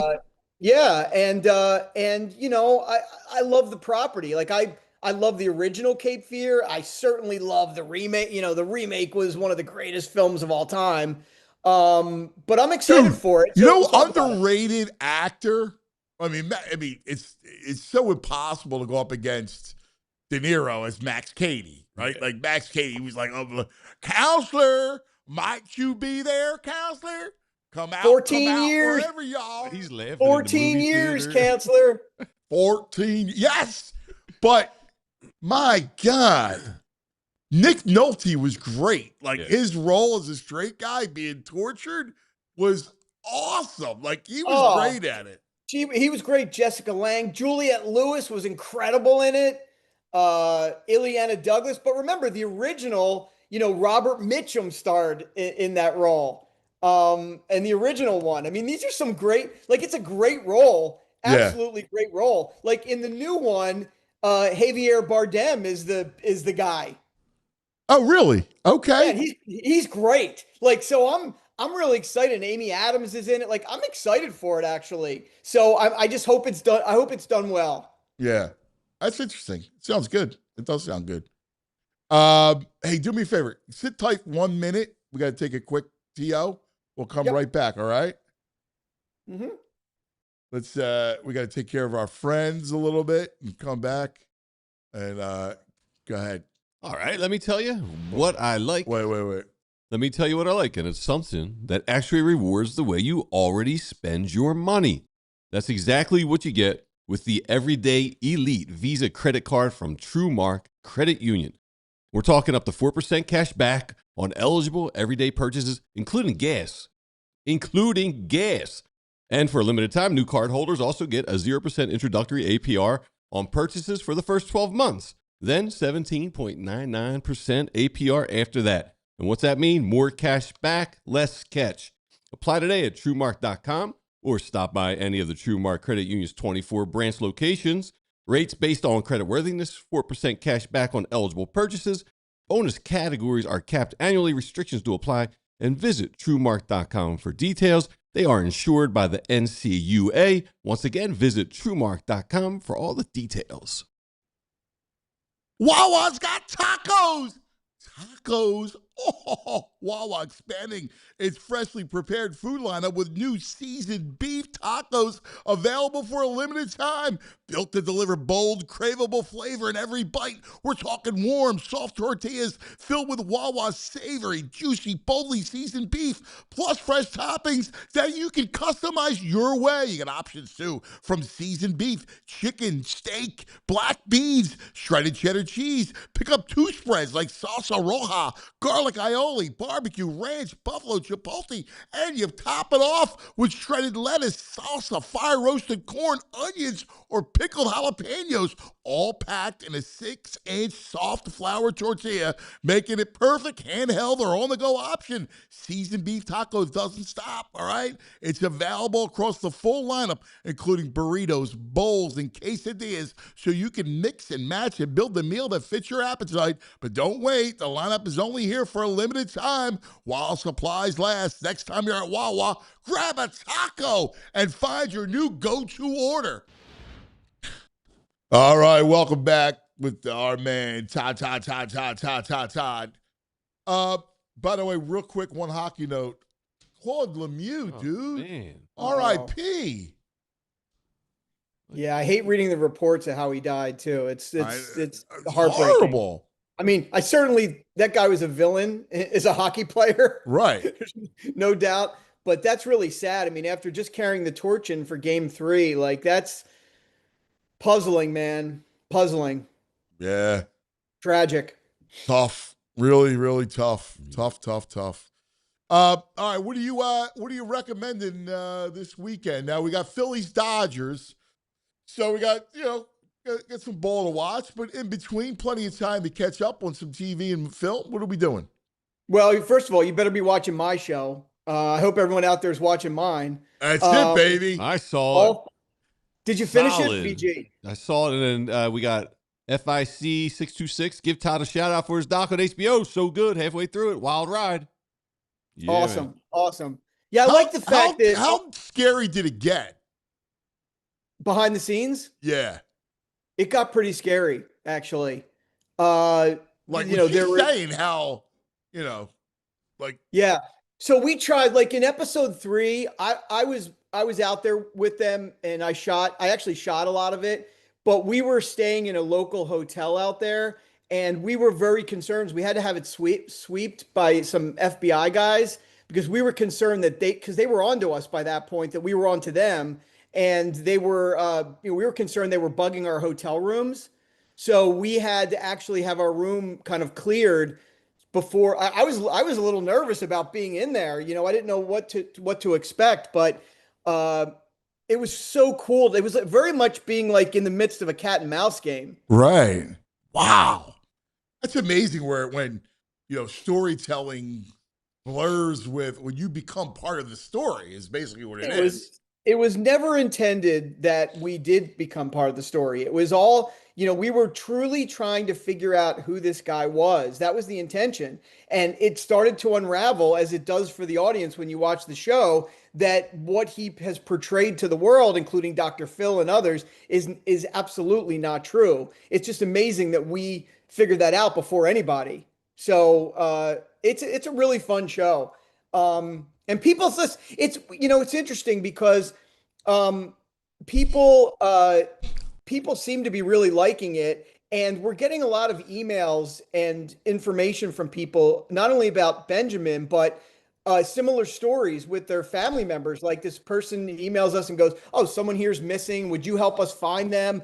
I was going to ask you if some of that has happened, because when you do a piece like this, I bet you stories are coming out of the woodwork. Like, hey, there's a mystery in our family. They are. See, we pride ourselves in, when we do true crime, not just doing a true crime story, but actually we want to solve a story. Like, the reason I think the Curious Case of Natalia Grace did so well is there was a lot of, again, mythology around her, and we solved it. We took the audience on the ride, but we told you the truth at the end.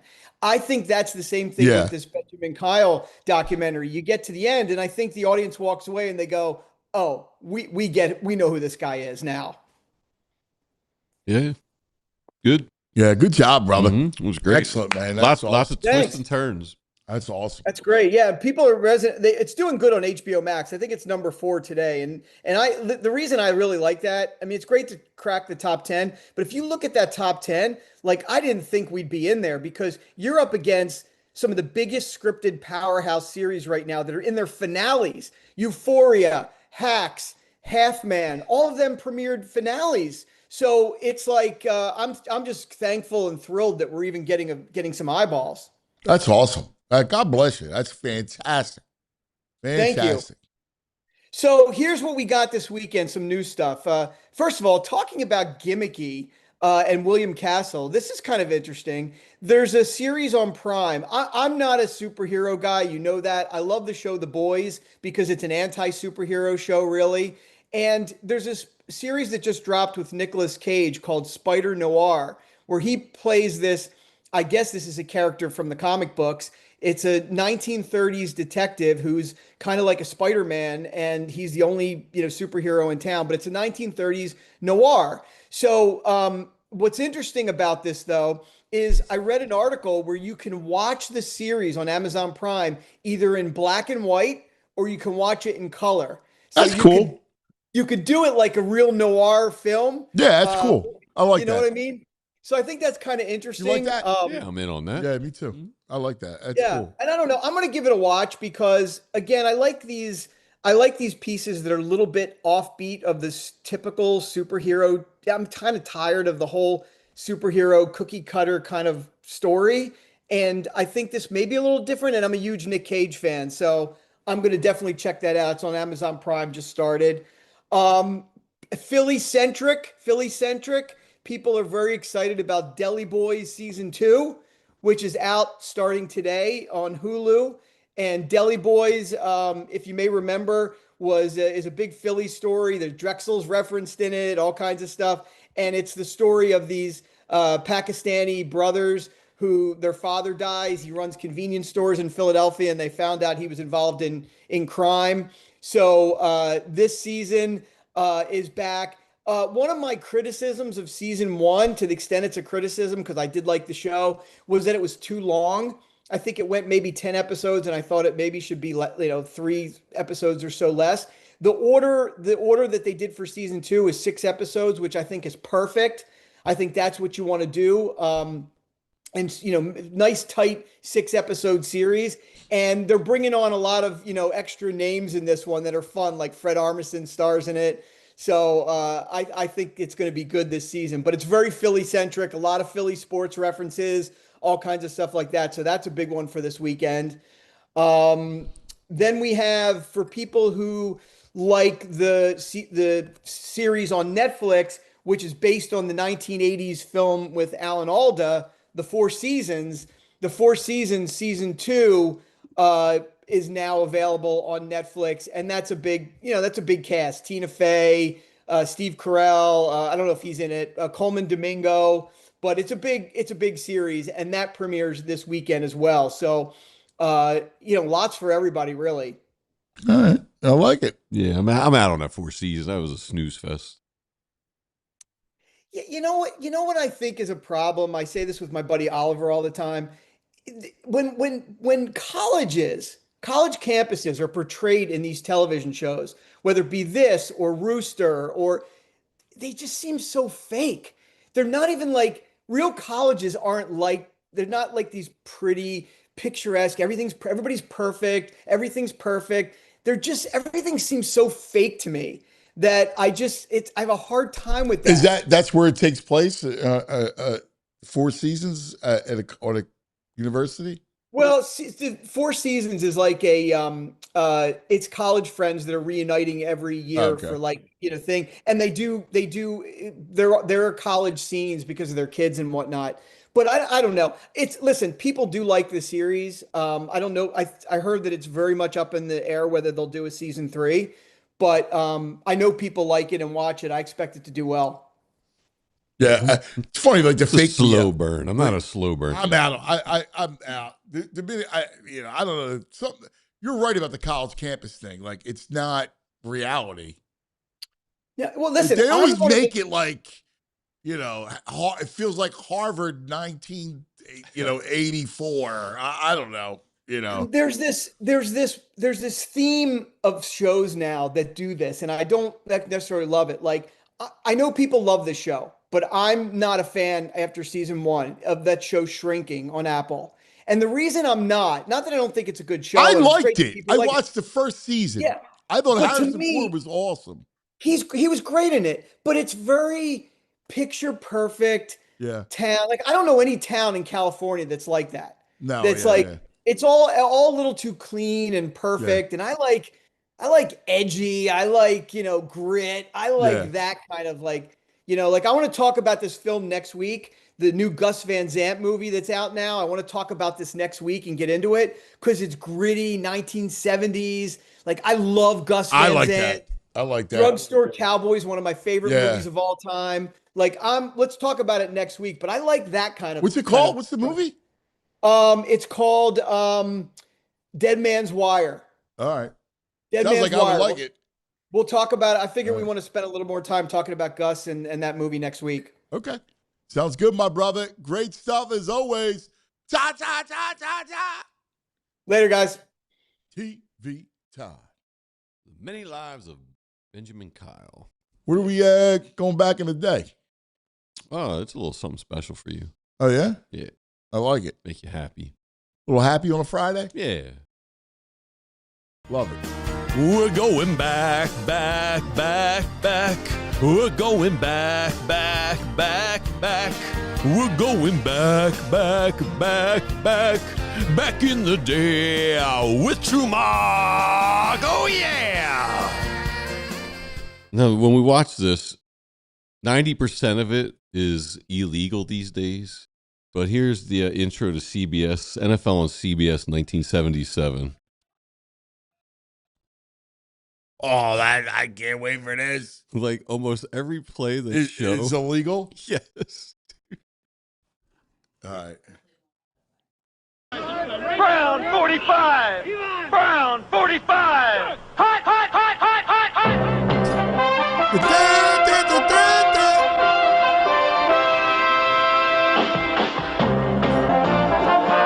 This is fine. Then it goes down. Illegal. Definitely illegal. Oh, my God.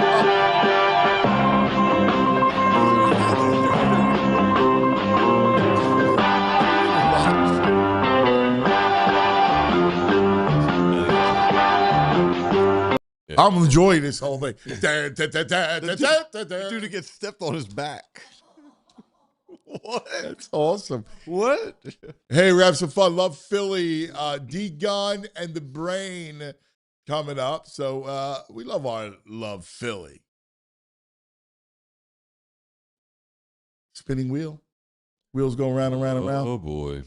Love the spinning wheel. The spinning wheel. Spinning wheel goes round and round, round and round, round and round. All right, we got it. A little Love Philly, baby.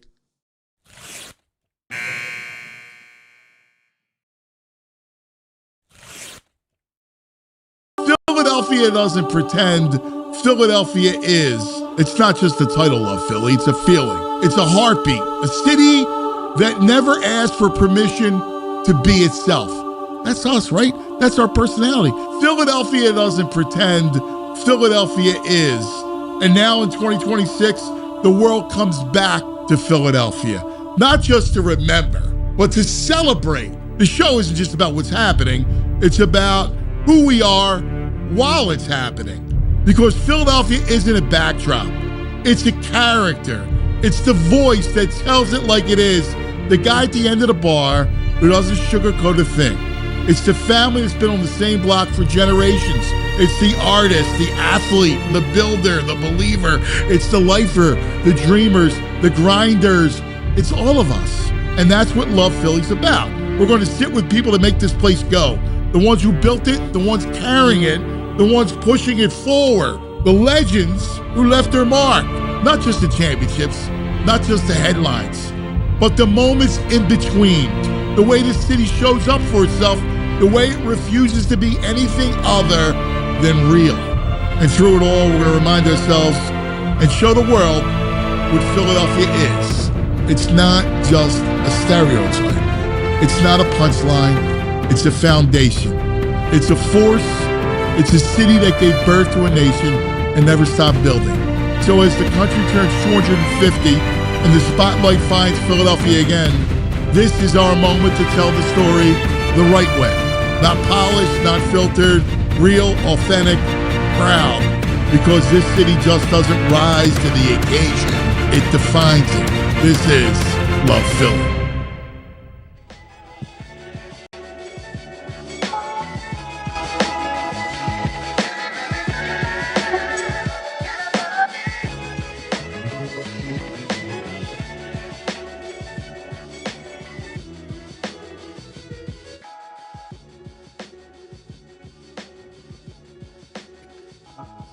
Wawa brings us the Love Philly Hour, which we appreciate. We love our Wawa as we kick it on a Friday.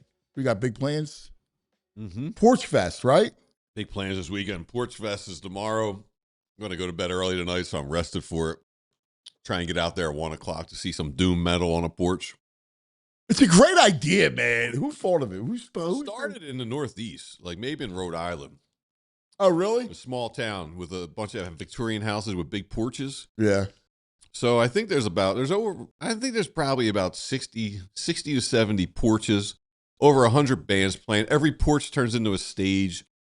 Some porches have 5 bands playing throughout the day.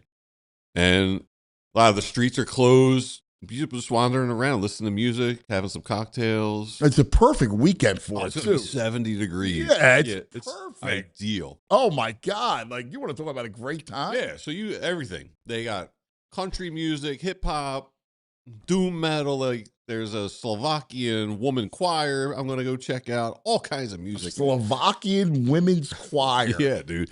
I'm telling you, it is the craziest range of music and bands and artists. So it's one of the better days. Are they selling, like, they have beer stands and stuff? No, usually everyone's got backpacks full. Right. Because there's so many people. If you have to run to a bar or a store to get beer, it's just so crowded. The problem is the bathrooms.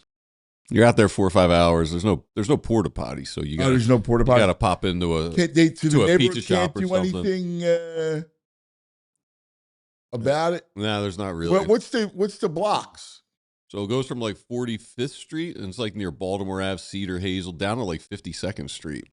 It's a pretty good, and they branch it out. So 1 to 3 o'clock might be on the east side, the middle side might be 3 to 5, and then 5 to 7 you get further west. That's pretty cool, man. It's a great day. There's an after party at a park down there, like 7 o'clock, which more bands play. So if you're a music fan, it's all free.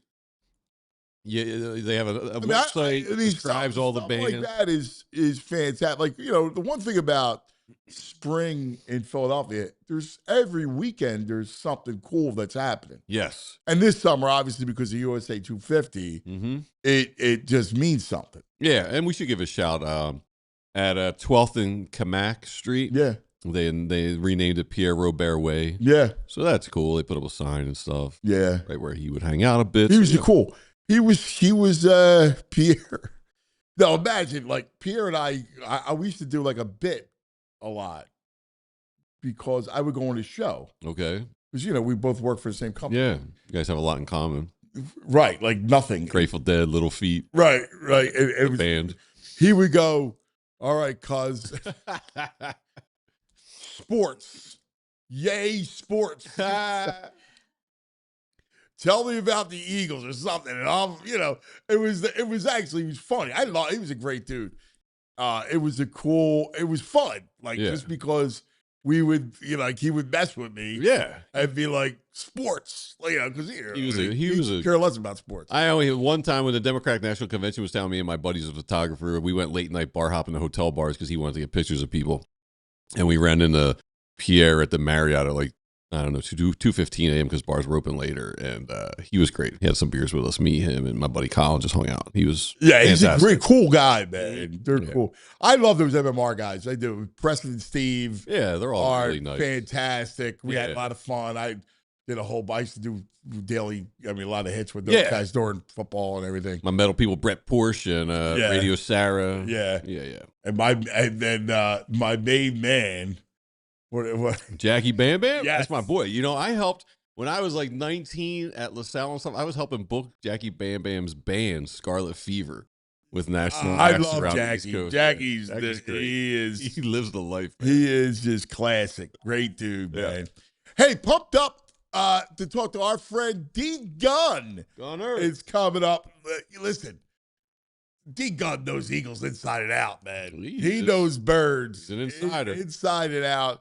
He is a great Eagles insider. So, actually, to take D Gunn's temperature on Mannion and the new offense. So, we'll talk to D Gunn coming up. First, a word from our friends. Let's talk about the Bet Park Sportsbook online casino app. Phil's a favorite in LA tonight against the Dodgers with Wheeler on the mound against Robolewski. Phil's are minus 124, so looking forward to a little Phillies baseball. You can check that out on the app. You got Game 7 coming up between Spurs and Thunder. You got hockey. It's all right there. All the props you want, everything, plus all the casino games and the hottest slots anywhere. Check out betparks.com for all the details. New customers get up to $500 casino bonus back in your first 24 hours, plus 250 spins on this soccer-themed slot game, Gold Trio Soccer. You got to be 21. You got to be in PA, New Jersey, Michigan, Maryland. If you have a gambling problem, please call 1-800-GAMBLER. The BetParks Sportsbook online casino app is the way to go. All right, now let's talk about Xfinity and the 5-year price guarantee. Where you can have reliable, intelligent Wi-Fi, and you can keep it the same price for 5 years. That's the Xfinity 5-year price guarantee. Wi-Fi that makes everything in your home work together, and it finds and fixes problems before you even notice them. Super intelligent Wi-Fi with a sixth sense. That's what we're talking about. You can stream the game even when the whole family's online playing video games. The best part, no annual contracts, no hidden fees. Xfinity's best equipment included. Take it from me, a lot changes in 5 years, right? Championships are won, records are broken, kids grow bigger than you, but your Wi-Fi should stay reliable, and the price should stay put. Lock in your price, unlock the possibilities with Xfinity. You can learn more at Xfinity.com. Xfinity, imagine that. Restrictions apply, select plans only. All right, now joining us on the Xfinity mobile call-in line, Eagles insider, D-Gun. One of the great barbecue men of all time. What's up, D-Gun? Oh, you're muted, baby. All right, what about now? Perfect. All right. Looking good, buddy. I want to be like you when I grow up. Well, you can listen. Who thought a kid from Wisconsin could become Philadelphia like you? You know, it's funny. I'll tell you a quick story. Back in the early 80s, the first time I ever came to Philadelphia, it was the Milwaukee Bucks. I was covering the Bucks. I was working for CBS in Milwaukee, and they played the Sixers here in a Game 7, I believe it was. And it was the first time they'd ever been to Philadelphia. And I said back then, I said, man, this is a rabid sports town. I said, maybe one day, it'd be nice to be in the sports town. Who would have known, 15 years later, I'd be in Philadelphia and still around here all these years. That's awesome. So wait, yeah. Was that game, it was a 1-point game? Right? It was a close game. Milwaukee the Bucks won lost by it. 1? No, I think the Bucks lost the game here. If memory serves me correct, the Bucks lost that game. Back in the day when the Bucks had Alton Lister, Sidney Moncrief, Paul Pressey, they had good teams, but they could never get past Philadelphia or Boston when it came to the playoffs. Terry Cummings was on that team. Terry Cummings was on that team. They had a loaded team, and they could never. Bob Lanier was in there. They just couldn't get past the Sixers or the Boston Celtics, man. So, and me being from Milwaukee used to drive me nuts that team could never get to the finals, Yeah, they were good. You're right. I remember they had the 3 ugly centers. Randy Brewer, Alton Lister, and Paul Mokeski. Yeah. And all they would do was try to foul Moses. Yep. That was their primary job. And that was when Don Nelson created the point forward with Paul Pressey. Paul Pressey was 6'5", good ball handler, decent shooter. And Don Nelson, who was a great coach, great guy I got to know in the 5 years I was there, created a position called the point forward. Think about how far back that was, man. Long time ago. Wow, that's wild, man. That's cool. That's really cool. So, listen, you know this football team better than anybody. Maybe. Mannion, all right? Yeah. What do you make of this whole transition to the Sean Mannion offense? Well, obviously, the offense fluttered last year. It needed a facelift. It needed an engine tune-up. And let's face it, Anthony, teams across the league are always looking for the next great young offensive mind, like a Sean McVay, to inject or infuse some new creativity. You know, me growing up in Wisconsin, I watched the Packers closely. So this is what I will tell you about a Packers Sean Mannion type offense. They like to spread the ball. They like to keep a defense backpedaling. If you look at Green Bay's offense, you don't see a 1,000-yard receiver. You see multitudes of receivers catching 500, 600, 700 yards worth of passes. And I think you're going to see a lot of that there, which is, will it be conducive to the style of play for, DeVonta Smith, and if AJ is still here? That remains to be seen. But when you bring in the likes of the Hollywood Browns, Elijah Moore, you draft a kid, Mekhi Lemon, that tells me they want to spread the wealth in this offense. So I don't think there will be one definitive type receiver. Excuse me. They like to hit with the short intermediate game and then take a couple of deep shots here and there. So I think that's what we're going to see, a variation of that. How quickly and smoothly can Jalen adapt to this type of offense? I mean, this is his 6th OC in 7 years. That's insane. That he's got to learn to do. I don't think we're going to see the full fruition of this offense maybe until like the 5th or 6th game of the season. Yeah, listen, it's going to take a minute. I mean, there's a lot of change. I mean, just the other day at OTAs, I mean, you saw stuff that you hadn't seen. Yeah. Right? Like, you're going to see misdirection, obviously him under center, all kinds of play action, a lot of ball handling, a lot of over the middle, like all that stuff that's been lacking, the ghost movement. It's going to be interesting. And I love it for Jalen in this sense. It's the perfect kind of offense for him as the next evolution of him as a quarterback. Yeah. He talks about how he wants to keep evolving and keep embracing new concepts to make him a better player. The one thing I really loved, and he said this a number of times before, when he spoke at the podium the other day, he said, I'm not about individual stats. I'm about winning. I want to win. I don't care about individual stats. And that's all he wants to do is try to help this team get back to another Super Bowl. And if you look at this roster is capable let's face it, if is one of the smallest but one of the biggest words in the dictionary, if you can keep this team healthy. I mean, health played a definitive role in the demise of this team in 2025. If they can keep their frontline players healthy, I like this roster as well as any other roster in the NFC. So he wants to be the continuous growing quarterback. And now he's going to have a new offense to grow in. And I'm assuming that Sean Mannion is going to streamline this offense to cater to Jalen's strengths. Now, obviously, I think we're going to see more under center stuff from Jalen and probably less running like he did in 2025. But if the offense flourishes, so be it. Anthony, what's funny is about a month or two ago, I saw a stat that showed from his college days to the pros, Jalen has run the ball 1,500 times.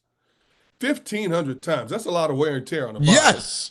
And even though he saw it last year. Yeah, he didn't have the same burst by the end of the year. Even though he's still a young man, that's a lot of wear and tear on anybody's body. Yeah. So if he doesn't run the ball as much, and I do think him running the ball was a vital part of his overall success prior to 2025, then so be it. If the Eagles don't want him running the ball, they need him upright and breathing to get to where they want to go, then obviously the Sean Mannion offense is conducive to his new style of play, because you look at Jordan Love didn't run the ball that much, and at a Green Bay offense was successful. So I think as long as Sean Mannion streamlines this offense to cater to Jalen's strengths, I think we're going to see an exciting brand of football. Yeah, I'm excited for it. I'm at now the AJ thing, which it's a foregone conclusion he's going to go. That's going to be interesting, right? Like, a lot of it's on Devontae. So, and I love Devontae, so I think he's up to it. But I mean, this is now going to be his team. Like, he's going to be the guy. Yeah. When you look at the moves the Eagles made this offseason, as we sit here today, we say AJ's gone.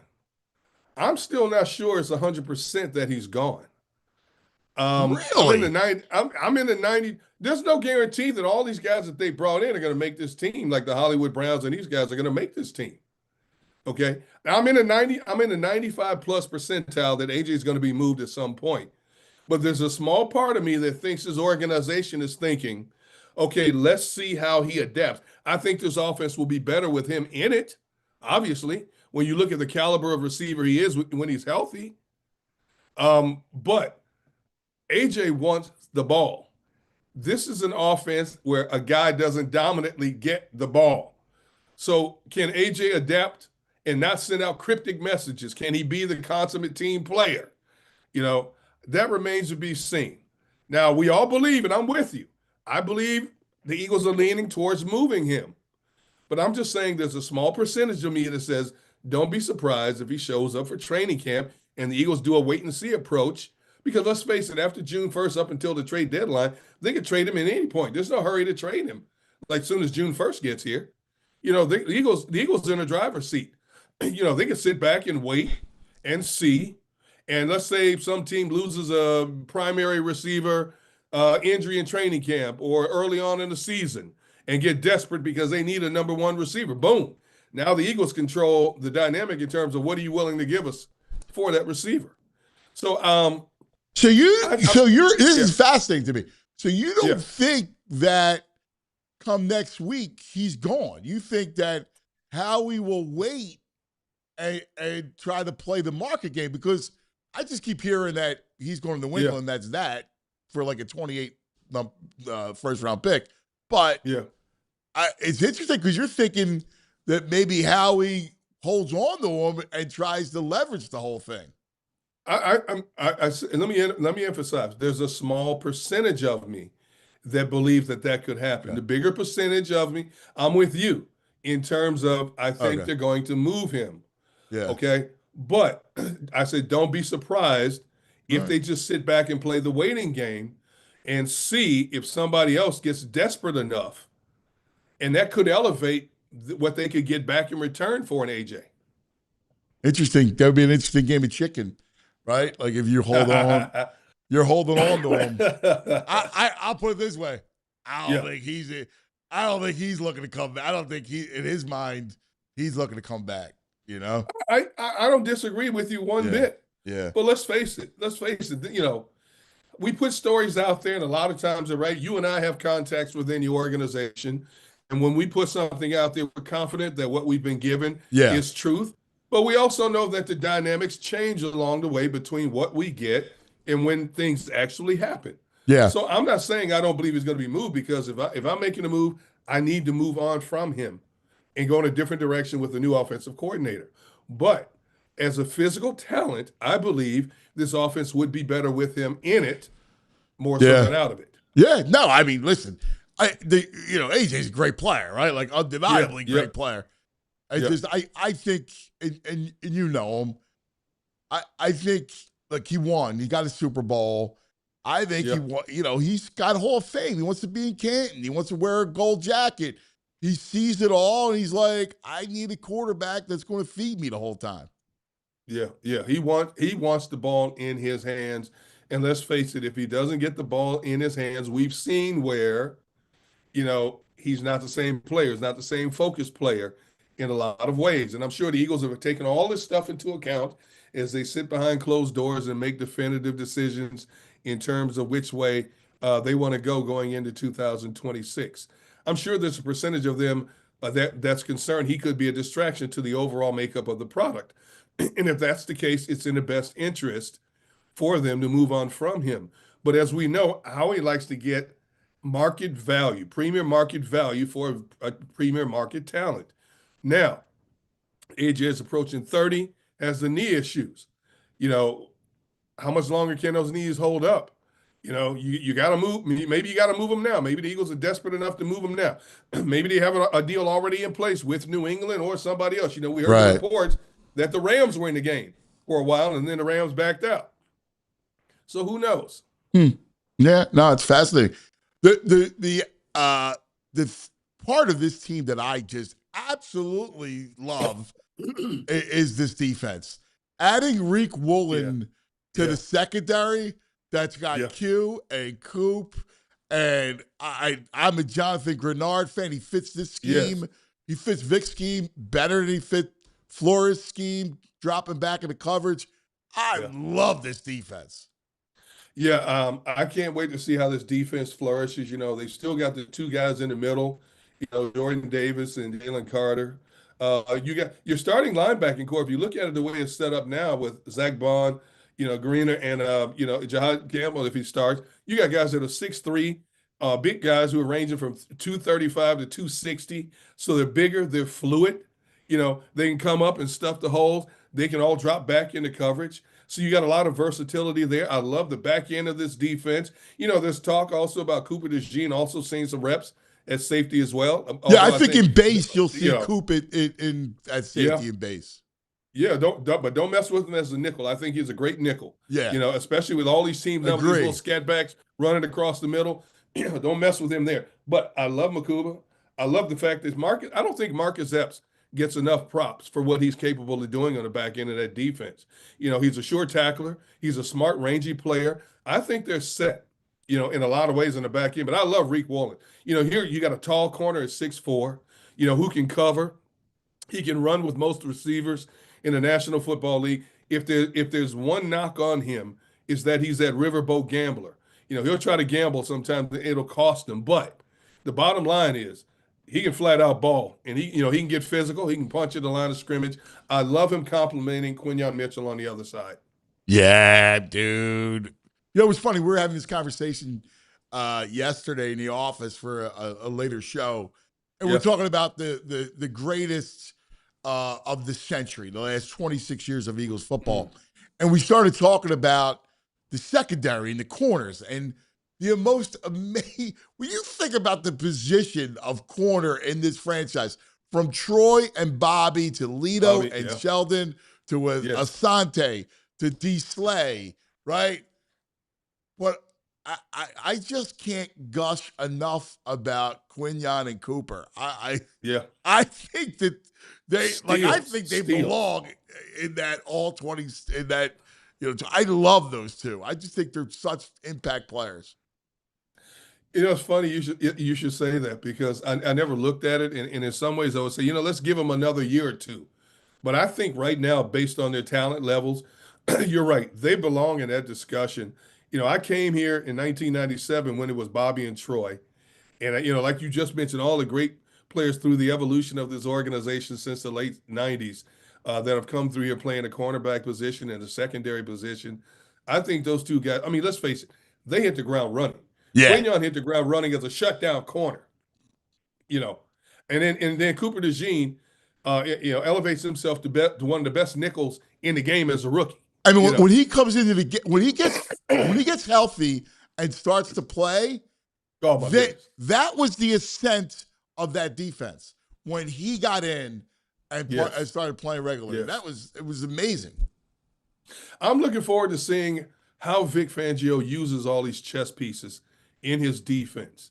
Because you got a lot of versatility along this defensive front.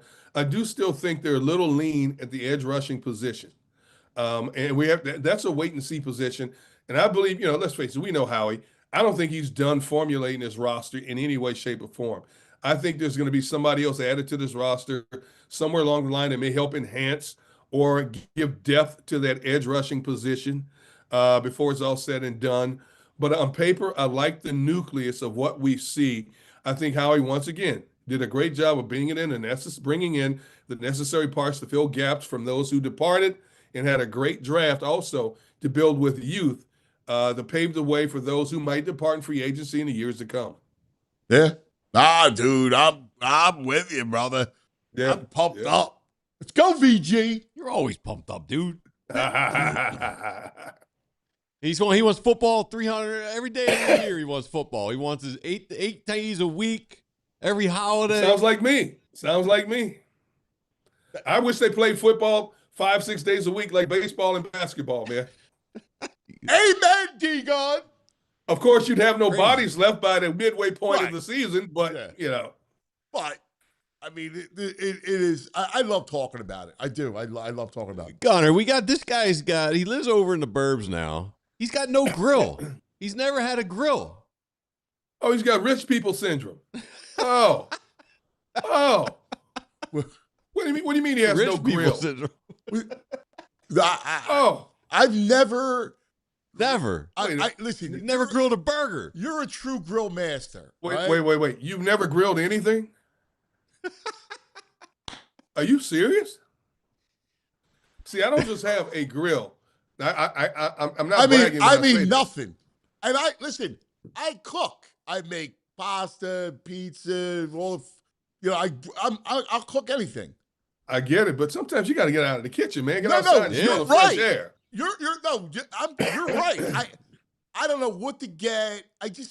Every time I think about it, I shut down and I ignore it. All right, let me tell you what I have real quick. I have a big green egg smoker. I have a Traeger pellet grill.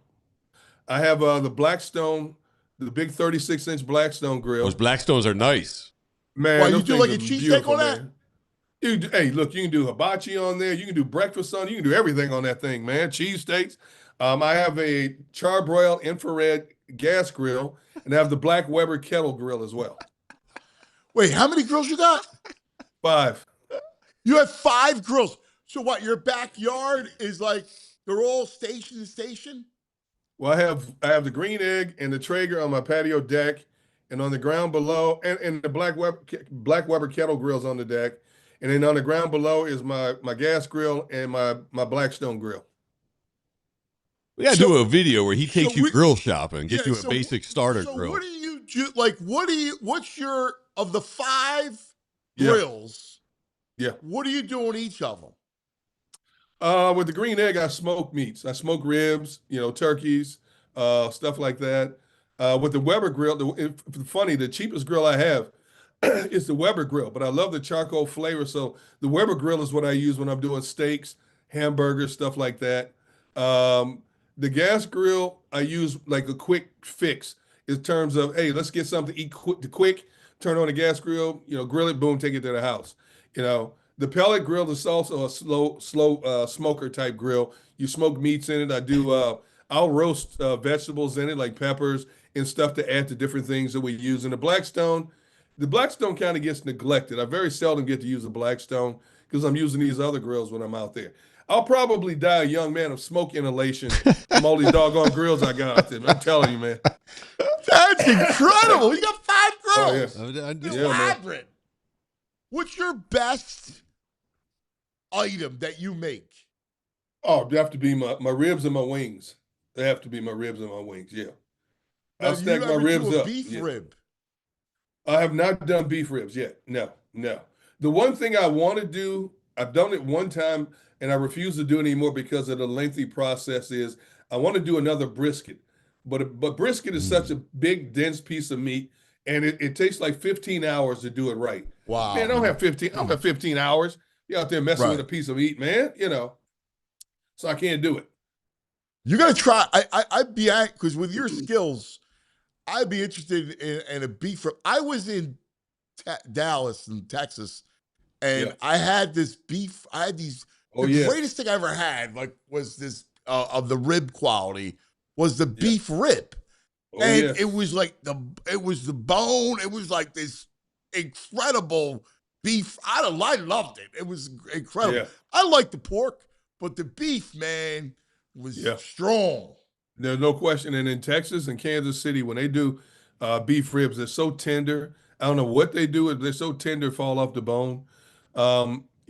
I got to eventually try beef ribs, but they say stick to what got you to where you are. and I love to do smoked salmon on my green egg. I do smoked salmon, and then just when I'm about to finish, I can't give you my secret. I'll tell you off camera, but there's one final touch I use for smoked salmon that just sets it off. And I'll chop it up. We'll either eat it or I'll add it to a pasta, or we'll have it as a side dish with the pasta as well. So yeah, but man, look, that's skills, man. You can't. A real football man work the grills. That's man. You can't be living out in the burbs. You can't be living out in the burbs, man, and not have a grill in your backyard, man. Right. That's a little bougie. For you to be living out in the burbs. That's probably the only reason I would move to the burbs. I have no skills. I never did it. Look, man, just get you a nice gas grill to start. Yeah. Because even if you make a mistake on a gas grill, in most cases, you can still eat what you do on a gas grill. You got to just get out there, season and flip it, man. Yeah. That's all you do. Season and flip it. Come on, man. Come on, man. Season and flip it. Simple, man. Season and flip it, man. Look, man, you gotta get out of the hot kitchen, man. I understand. I understand you being Italian and all. I know you're an incredible cook with the pastas and the sauces and all that. But imagine if you can take those sausages that you use and put them on the grill and either char them or put them in smoke them, and then add them to the rest of the. See, hey, Yeah, look, you're right. Hey, Gunner, ideas, man. do we start them with a George Foreman grill? Work them in slow? Oh, come on, man. That's like kiddie grill, man. You can't do that, man. Come on, man. We don't want because then he'll get lazy. burn anything down.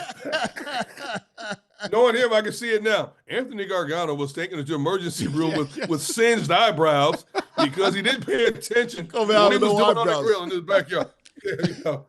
He'll be sitting on his next show like this. Hey, Gunner, I think that I have a childhood friend that you're really close friends with. Who's that? Paul Birch. Wait, whoa. That's my boy. That's your boy, right? Paul Birch? Yeah. I know Paul Birch. He was one of the first people I got to know when we moved here in 97. And his family and our family were like brothers and sisters, man. His kids grew up in me and my wife's children's ministry church. I just had lunch with him last week. All right. I'm working on getting a picture up from. He was older than me by a year or two. He gave me my first job where we were paid below minimum wage under the table to work heavy machinery at a butcher shop when we were like 14 and 13. He was like a mentor to me. But if we get this picture of us hanging out, he's kind of a bad influence on me in a way. Oh, geez. You can't see it, but if it's a little full screen, that's him. We're like 14 and 13 or 14 and 15 drinking beers, hanging out. He's got the U2 Paul, man. He's got the U2 shirt on, yes. Paul's a big-time home inspector now, man, in Delaware. Oh, that's good to know. It's always good to know. Yeah. Hey, look, that's his influence, Gunner. He was older than me, and he's got the beer bottles out, and God knows what's in my hand. I can't wait. Matter of fact, I'm going to call him as soon as we get off of this show and tell him, hey, man, you got dimed out. You weren't delinquent, Dave. You really were degenerate. I love it. We all were at some point. Yeah, right. I tell people, when you consider some of the things we've done as kids, I'm just happy to still be here to tell the story. I'll just leave it at that. I'll leave it at that. God bless you, D. Gunn. You are a blast. So good catching up, brother. Likewise, brother. You are terrific. Anytime. God bless you, buddy. Anytime, my brother. I got man. 8 grandkids now, man, so I don't have time to sit still too long. I love it. It's beautiful. God bless them, D. Gunn. You're the greatest. All right, brother. You guys take care. There he is, D. Gunn. What a fun guy. He's terrific. Coming up, we got the brain. Oh, Mr. Cowboy. We got the brain. Hey, Mr. Cowboy. Yeah, he's got the Cowboys going to the Super Bowl. All right. You're already starting. Cowboy brain. All right. Let's take a quick TO and talk about our friends. Let's talk about Parks Casino. Brain is the ambassador at Parks Casino. He knows all about the Parks View Hotel and the new hotel right next, steps away from Parks Casino. How about some of the great stuff they have there? Some of the acts, right? So you can make a great night of it. All the restaurants, award-winning restaurants, and all the table games and slots and the poker room and the sports book is awesome. Also, comedian Chris D'Elia on November 7th, December 8th, comedian Michelle Wolf, Roger Daltrey. Who's from Roger Daltrey there, BG? September 25th. Pinball Wizard. Comedian Tommy Chong, September 21st. America, October 31st. How's that go? A horse with no name. How's it go? Been through the desert on a horse with no name. Oh, there you go. All right, I heard that song. But ParksCasino.com to buy tickets for all these incredible shows. Parks Casino, Street Road Exit off at 95, PA Turnpike in Bed Salem. Going to be 21. Gambling problem, call 1-800-GAMBLER. Wawa's got tacos. Tacos Wawa expanding its freshly prepared food lineup with new seasoned beef tacos available for a limited time. Built to deliver bold, craveable flavor in every bite. We're talking warm, soft tortillas filled with Wawa's savory, juicy, boldly seasoned beef, plus fresh toppings that you can customize your way. You got options too, from seasoned beef, chicken, steak, black beans, shredded cheddar cheese. Pick up 2 spreads like salsa roja, garlic aioli, barbecue, ranch, buffalo, chipotle, and you top it off with shredded lettuce, salsa, fire roasted corn, onions, or pickled jalapenos, all packed in a 6-inch soft flour tortilla, making it perfect handheld or on-the-go option. Seasoned beef tacos doesn't stop, all right? It's available across the full lineup, including burritos, bowls, and quesadillas, so you can mix and match and build the meal that fits your appetite. But don't wait. The lineup is only here for a limited time while supplies last. Next time you're at Wawa, grab a taco and find your new go-to order. Brain. Red, the brain finder. Oh, there he is, La Brain. What do you say, La Brain? How are you, my friend? What'd you think of the game last night? I know you liked it because you're all Spursed up. Yeah, it's interesting, Anthony. Watching these teams play, this version of OKC, the version we're seeing without Jalen Williams basically being relevant, I have to tell you, again, I think OKC is clearly a player short. Clearly. I don't think the teams are that close watching them. With this, again, this version of OKC, I think when you step up in competition, you need your better players more. And without Jalen Williams, I think the Spurs are way better. Watching the two teams play defense last night, every single shot that OKC took was contested, was difficult. Yeah. I was like, there's no way they're going to make it. Seemingly every shot the Spurs took was wide open. I don't know how much of it's home court. Maybe they can get themselves to play a certain way. But if I'm Mitch Johnson on the airplane back to OKC, I'm like, you know what, guys? You play defense like this, there is no chance this team will even come close to us. I don't think talent-wise the teams are that close. That's my own opinion. But give credit. No, to I OKC, think you're right about games. the problem is they have no number 2 scorer. Like Jalen Williams is their second scorer. Chet Holmgren is that, especially in this matchup, like nothing. He can't give you. That's why Jalen Williams kills them. Anthony, this to me again is like, look, when the Phillies lose Zach Wheeler in the playoffs last year, that's a big freaking loss. It's like when you lose these players and these series against better teams, against better competition. Again, I think this OKC team, again, Anthony, I'm gonna double, triple, quadruple down.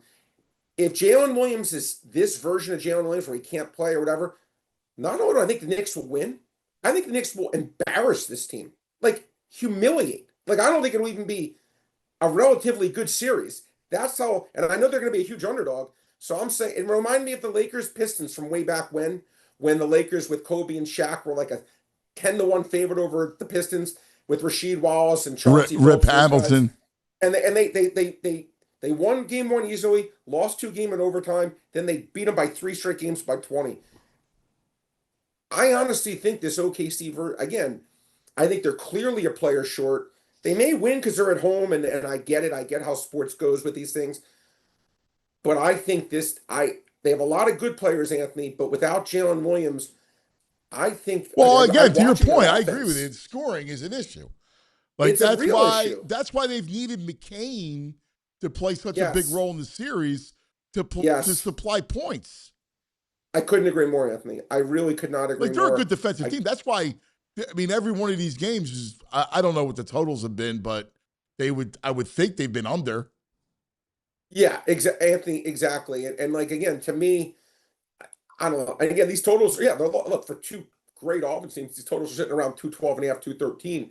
But again, the line is so low. I mean, like the line right now, let me just double check. I think it's 3.5. Yeah, 3.5. Like, OKC at home in a game 7 laying 3.5. They're telling you. Because this game opened at first game one was 7, Anthony. Now it's down to 3.5. Yeah. 7 to 3.5. They're telling you the Spurs are clearly better. The easy default answer is just take the OKC at home game 7. But again, to me, the line is showing you Spurs are the better team, but it's game 7 in OKC. Crowd, everything's going to probably go against the Spurs, but which is why the line is what it is. Because I think, really, to me, there's no excuse for the Spurs not to win. They have the better players. Barring just something to me strange, I really think they should win the game by double digits. But again, I know how these things work. I know it's just not going to be that easy. But I really do think that, I really do think that OKC is not the same OKC that we've saw all year.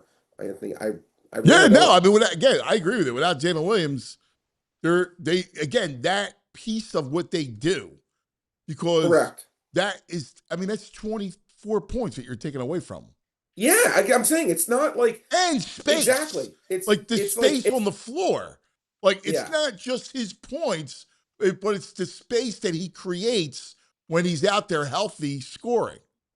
I was just certainly so impressed watching the defense from the Spurs last night. SGA hit some amazing shots where I was like, wow. But they almost every one of their shots was heavily contested. And the Spurs got so many wide open threes.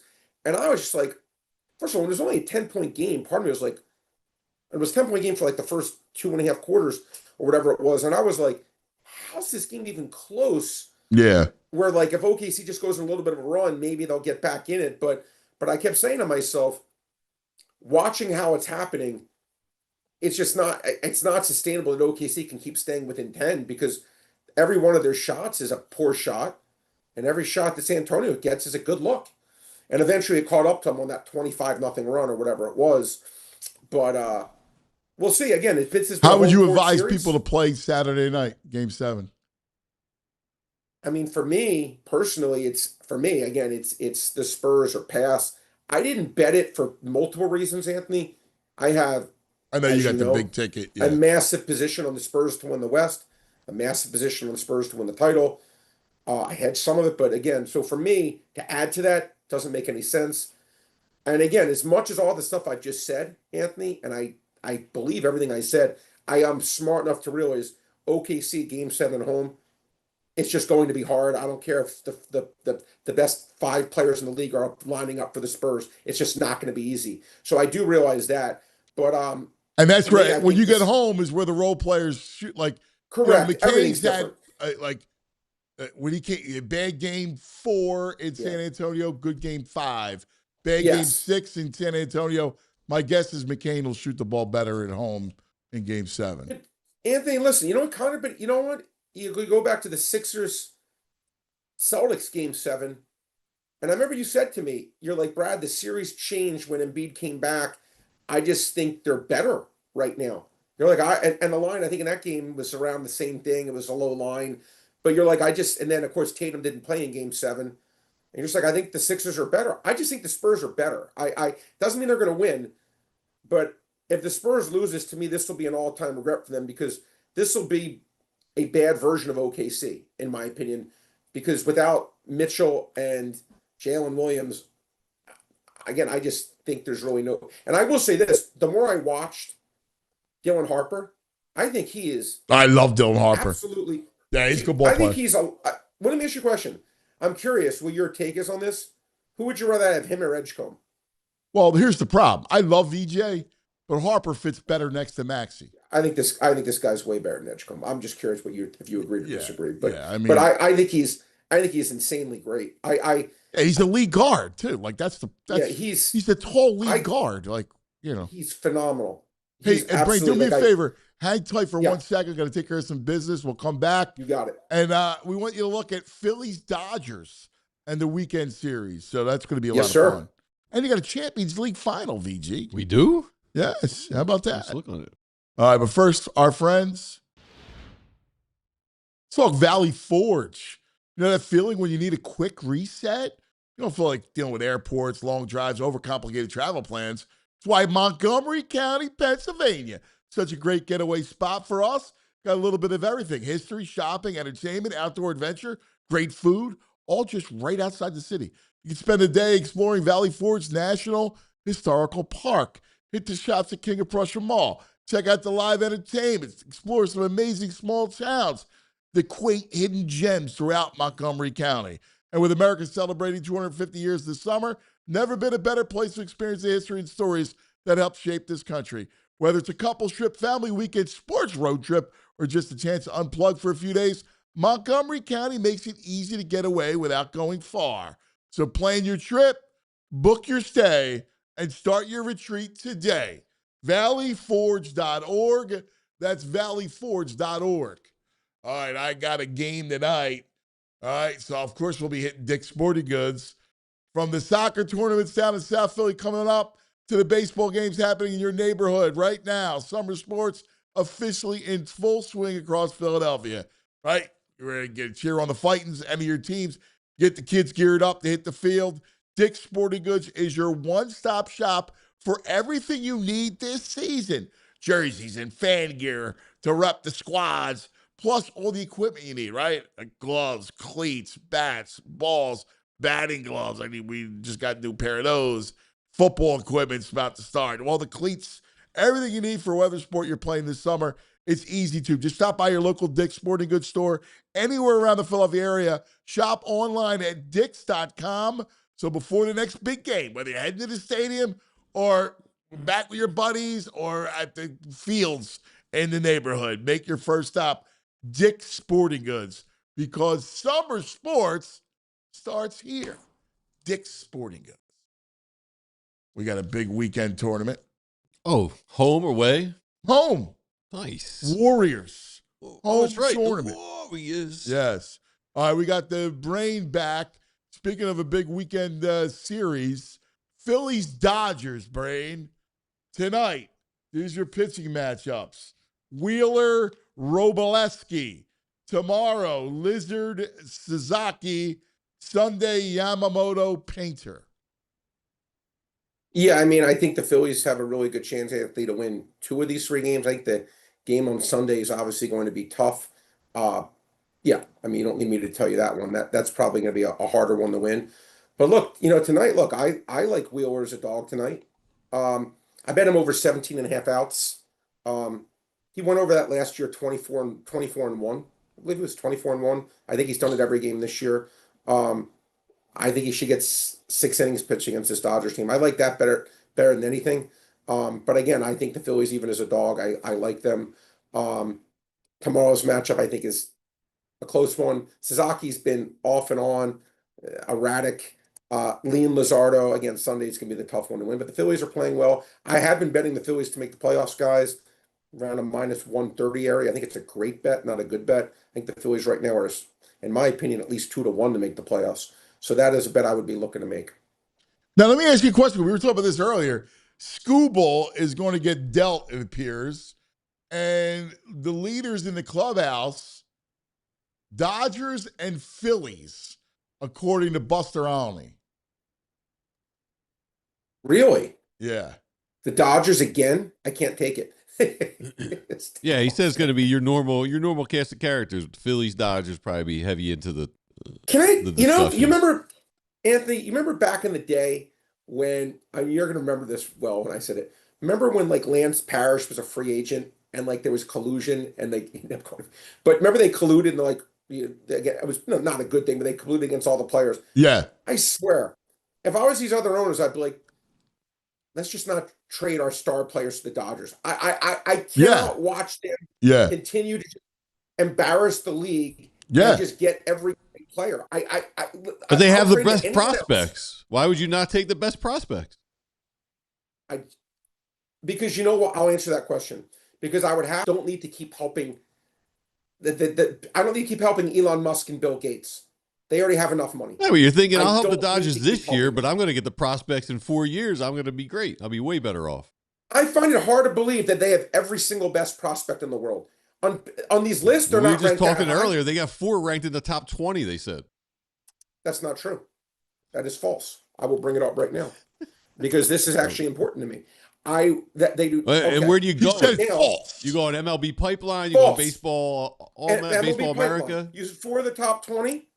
4 of the top 20. I'm bringing it up right now. Okay, the Paula. They have the number 9 and number 20. 2 of the top 20. All right, 2 of the top 20. And how many in the top 100? Brain was right. They got 5 in the top 100? Brain. No. No, they do not.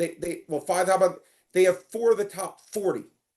Well, 4 of the top 40 is Not pretty top good. 20. All the prospects. I'm not saying it's dealing. not pretty good, VG. I'm just Come on, man. I'm just saying you said 5 of 20. That was false. He was I don't right. like George Washington's false teeth. They still have It was 4 false. and 40. You. Still have 4 and 40. You didn't say that. You said 5 No, of I'm the top saying 20. they still have 20. they still have great prospects. Okay, but other teams have great prospects as well. Not VG, that are willing to maybe you take could get. on Scooble. No, the Milwaukee's not going to take Scooble. Well, first of all, Milwaukee about the Cubs? they Cubs traded might. for CC Sabathia. No, Milwaukee traded for CC Sabathia in the past. They gave Was up their that best 30 years prospects for him. ago? Wasn't 30 years ago. They Sal. get rid of every high-priced pitcher they got right now. I'm just saying, again, if it was me, unless it was that stark, I don't need to keep helping this Dodgers team. I just wouldn't. They get bailed out. Everyone just gives them. I wouldn't do it. It's just me.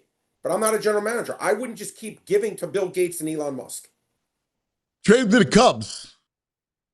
Yeah. What's wrong with the Cubs? I just don't need to keep giving to the Dodgers.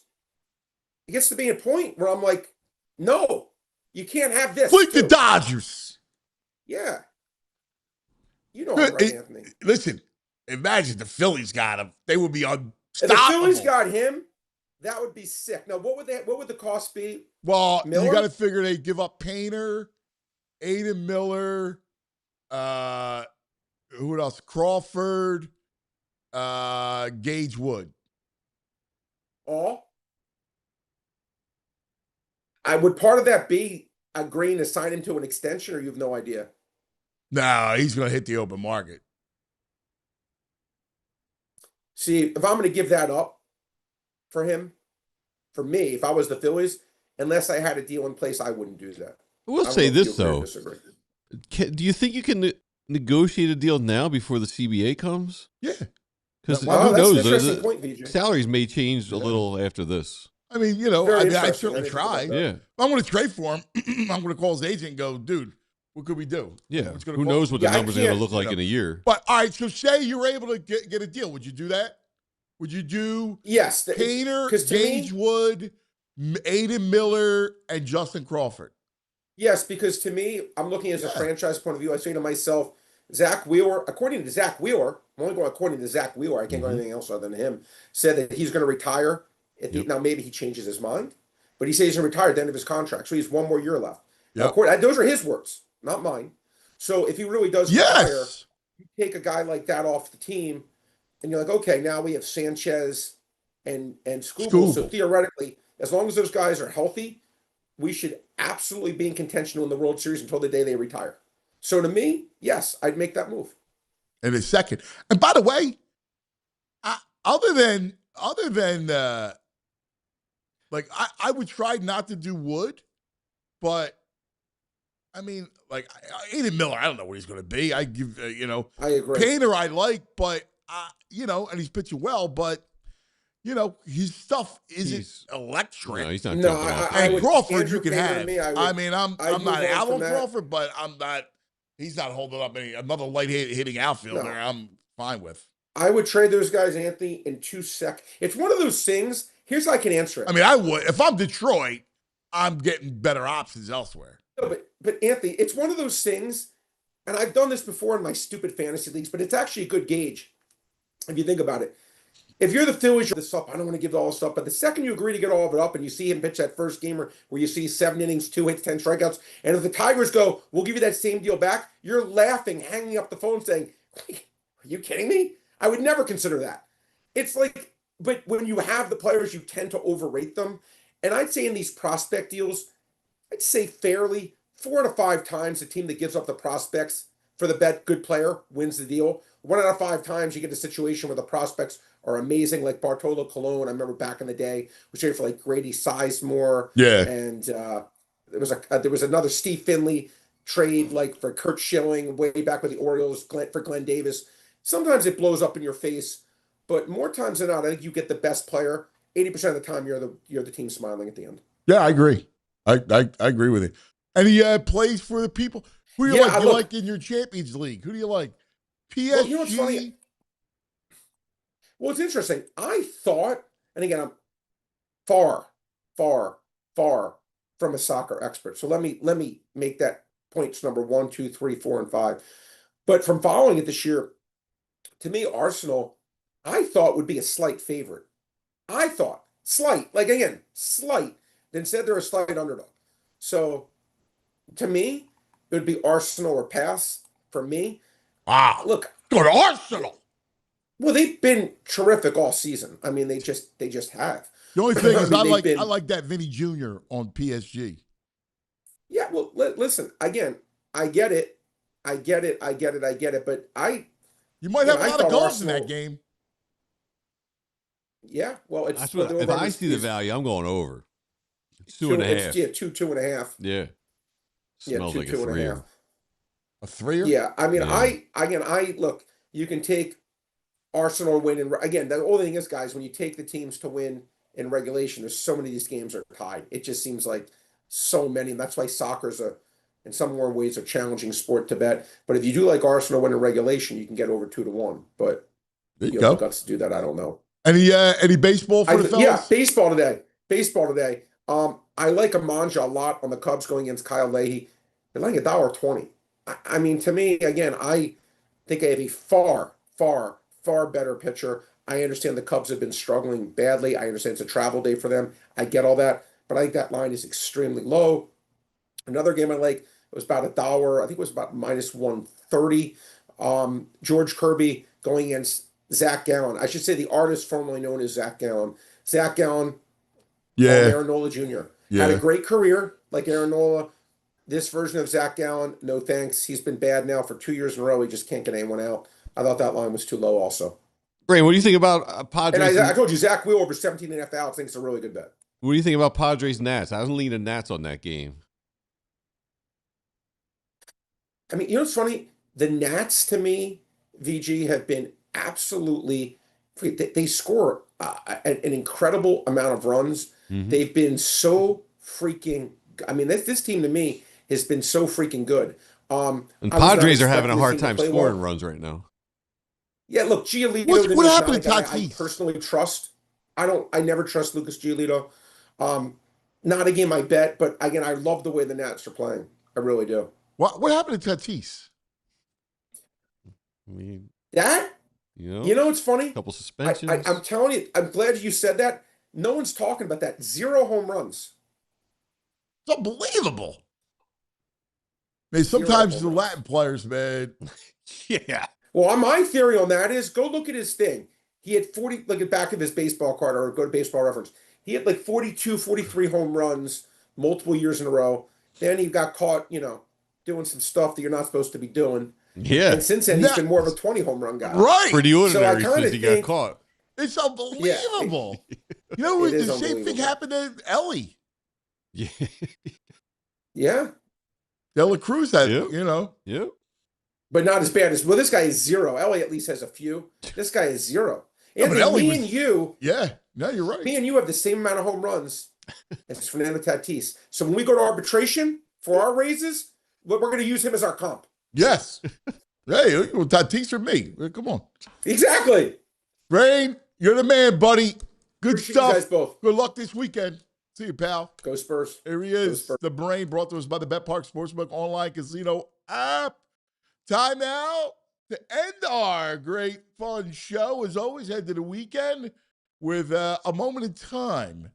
And we're in 1979. It's the Eagles through the years. Mm-hmm.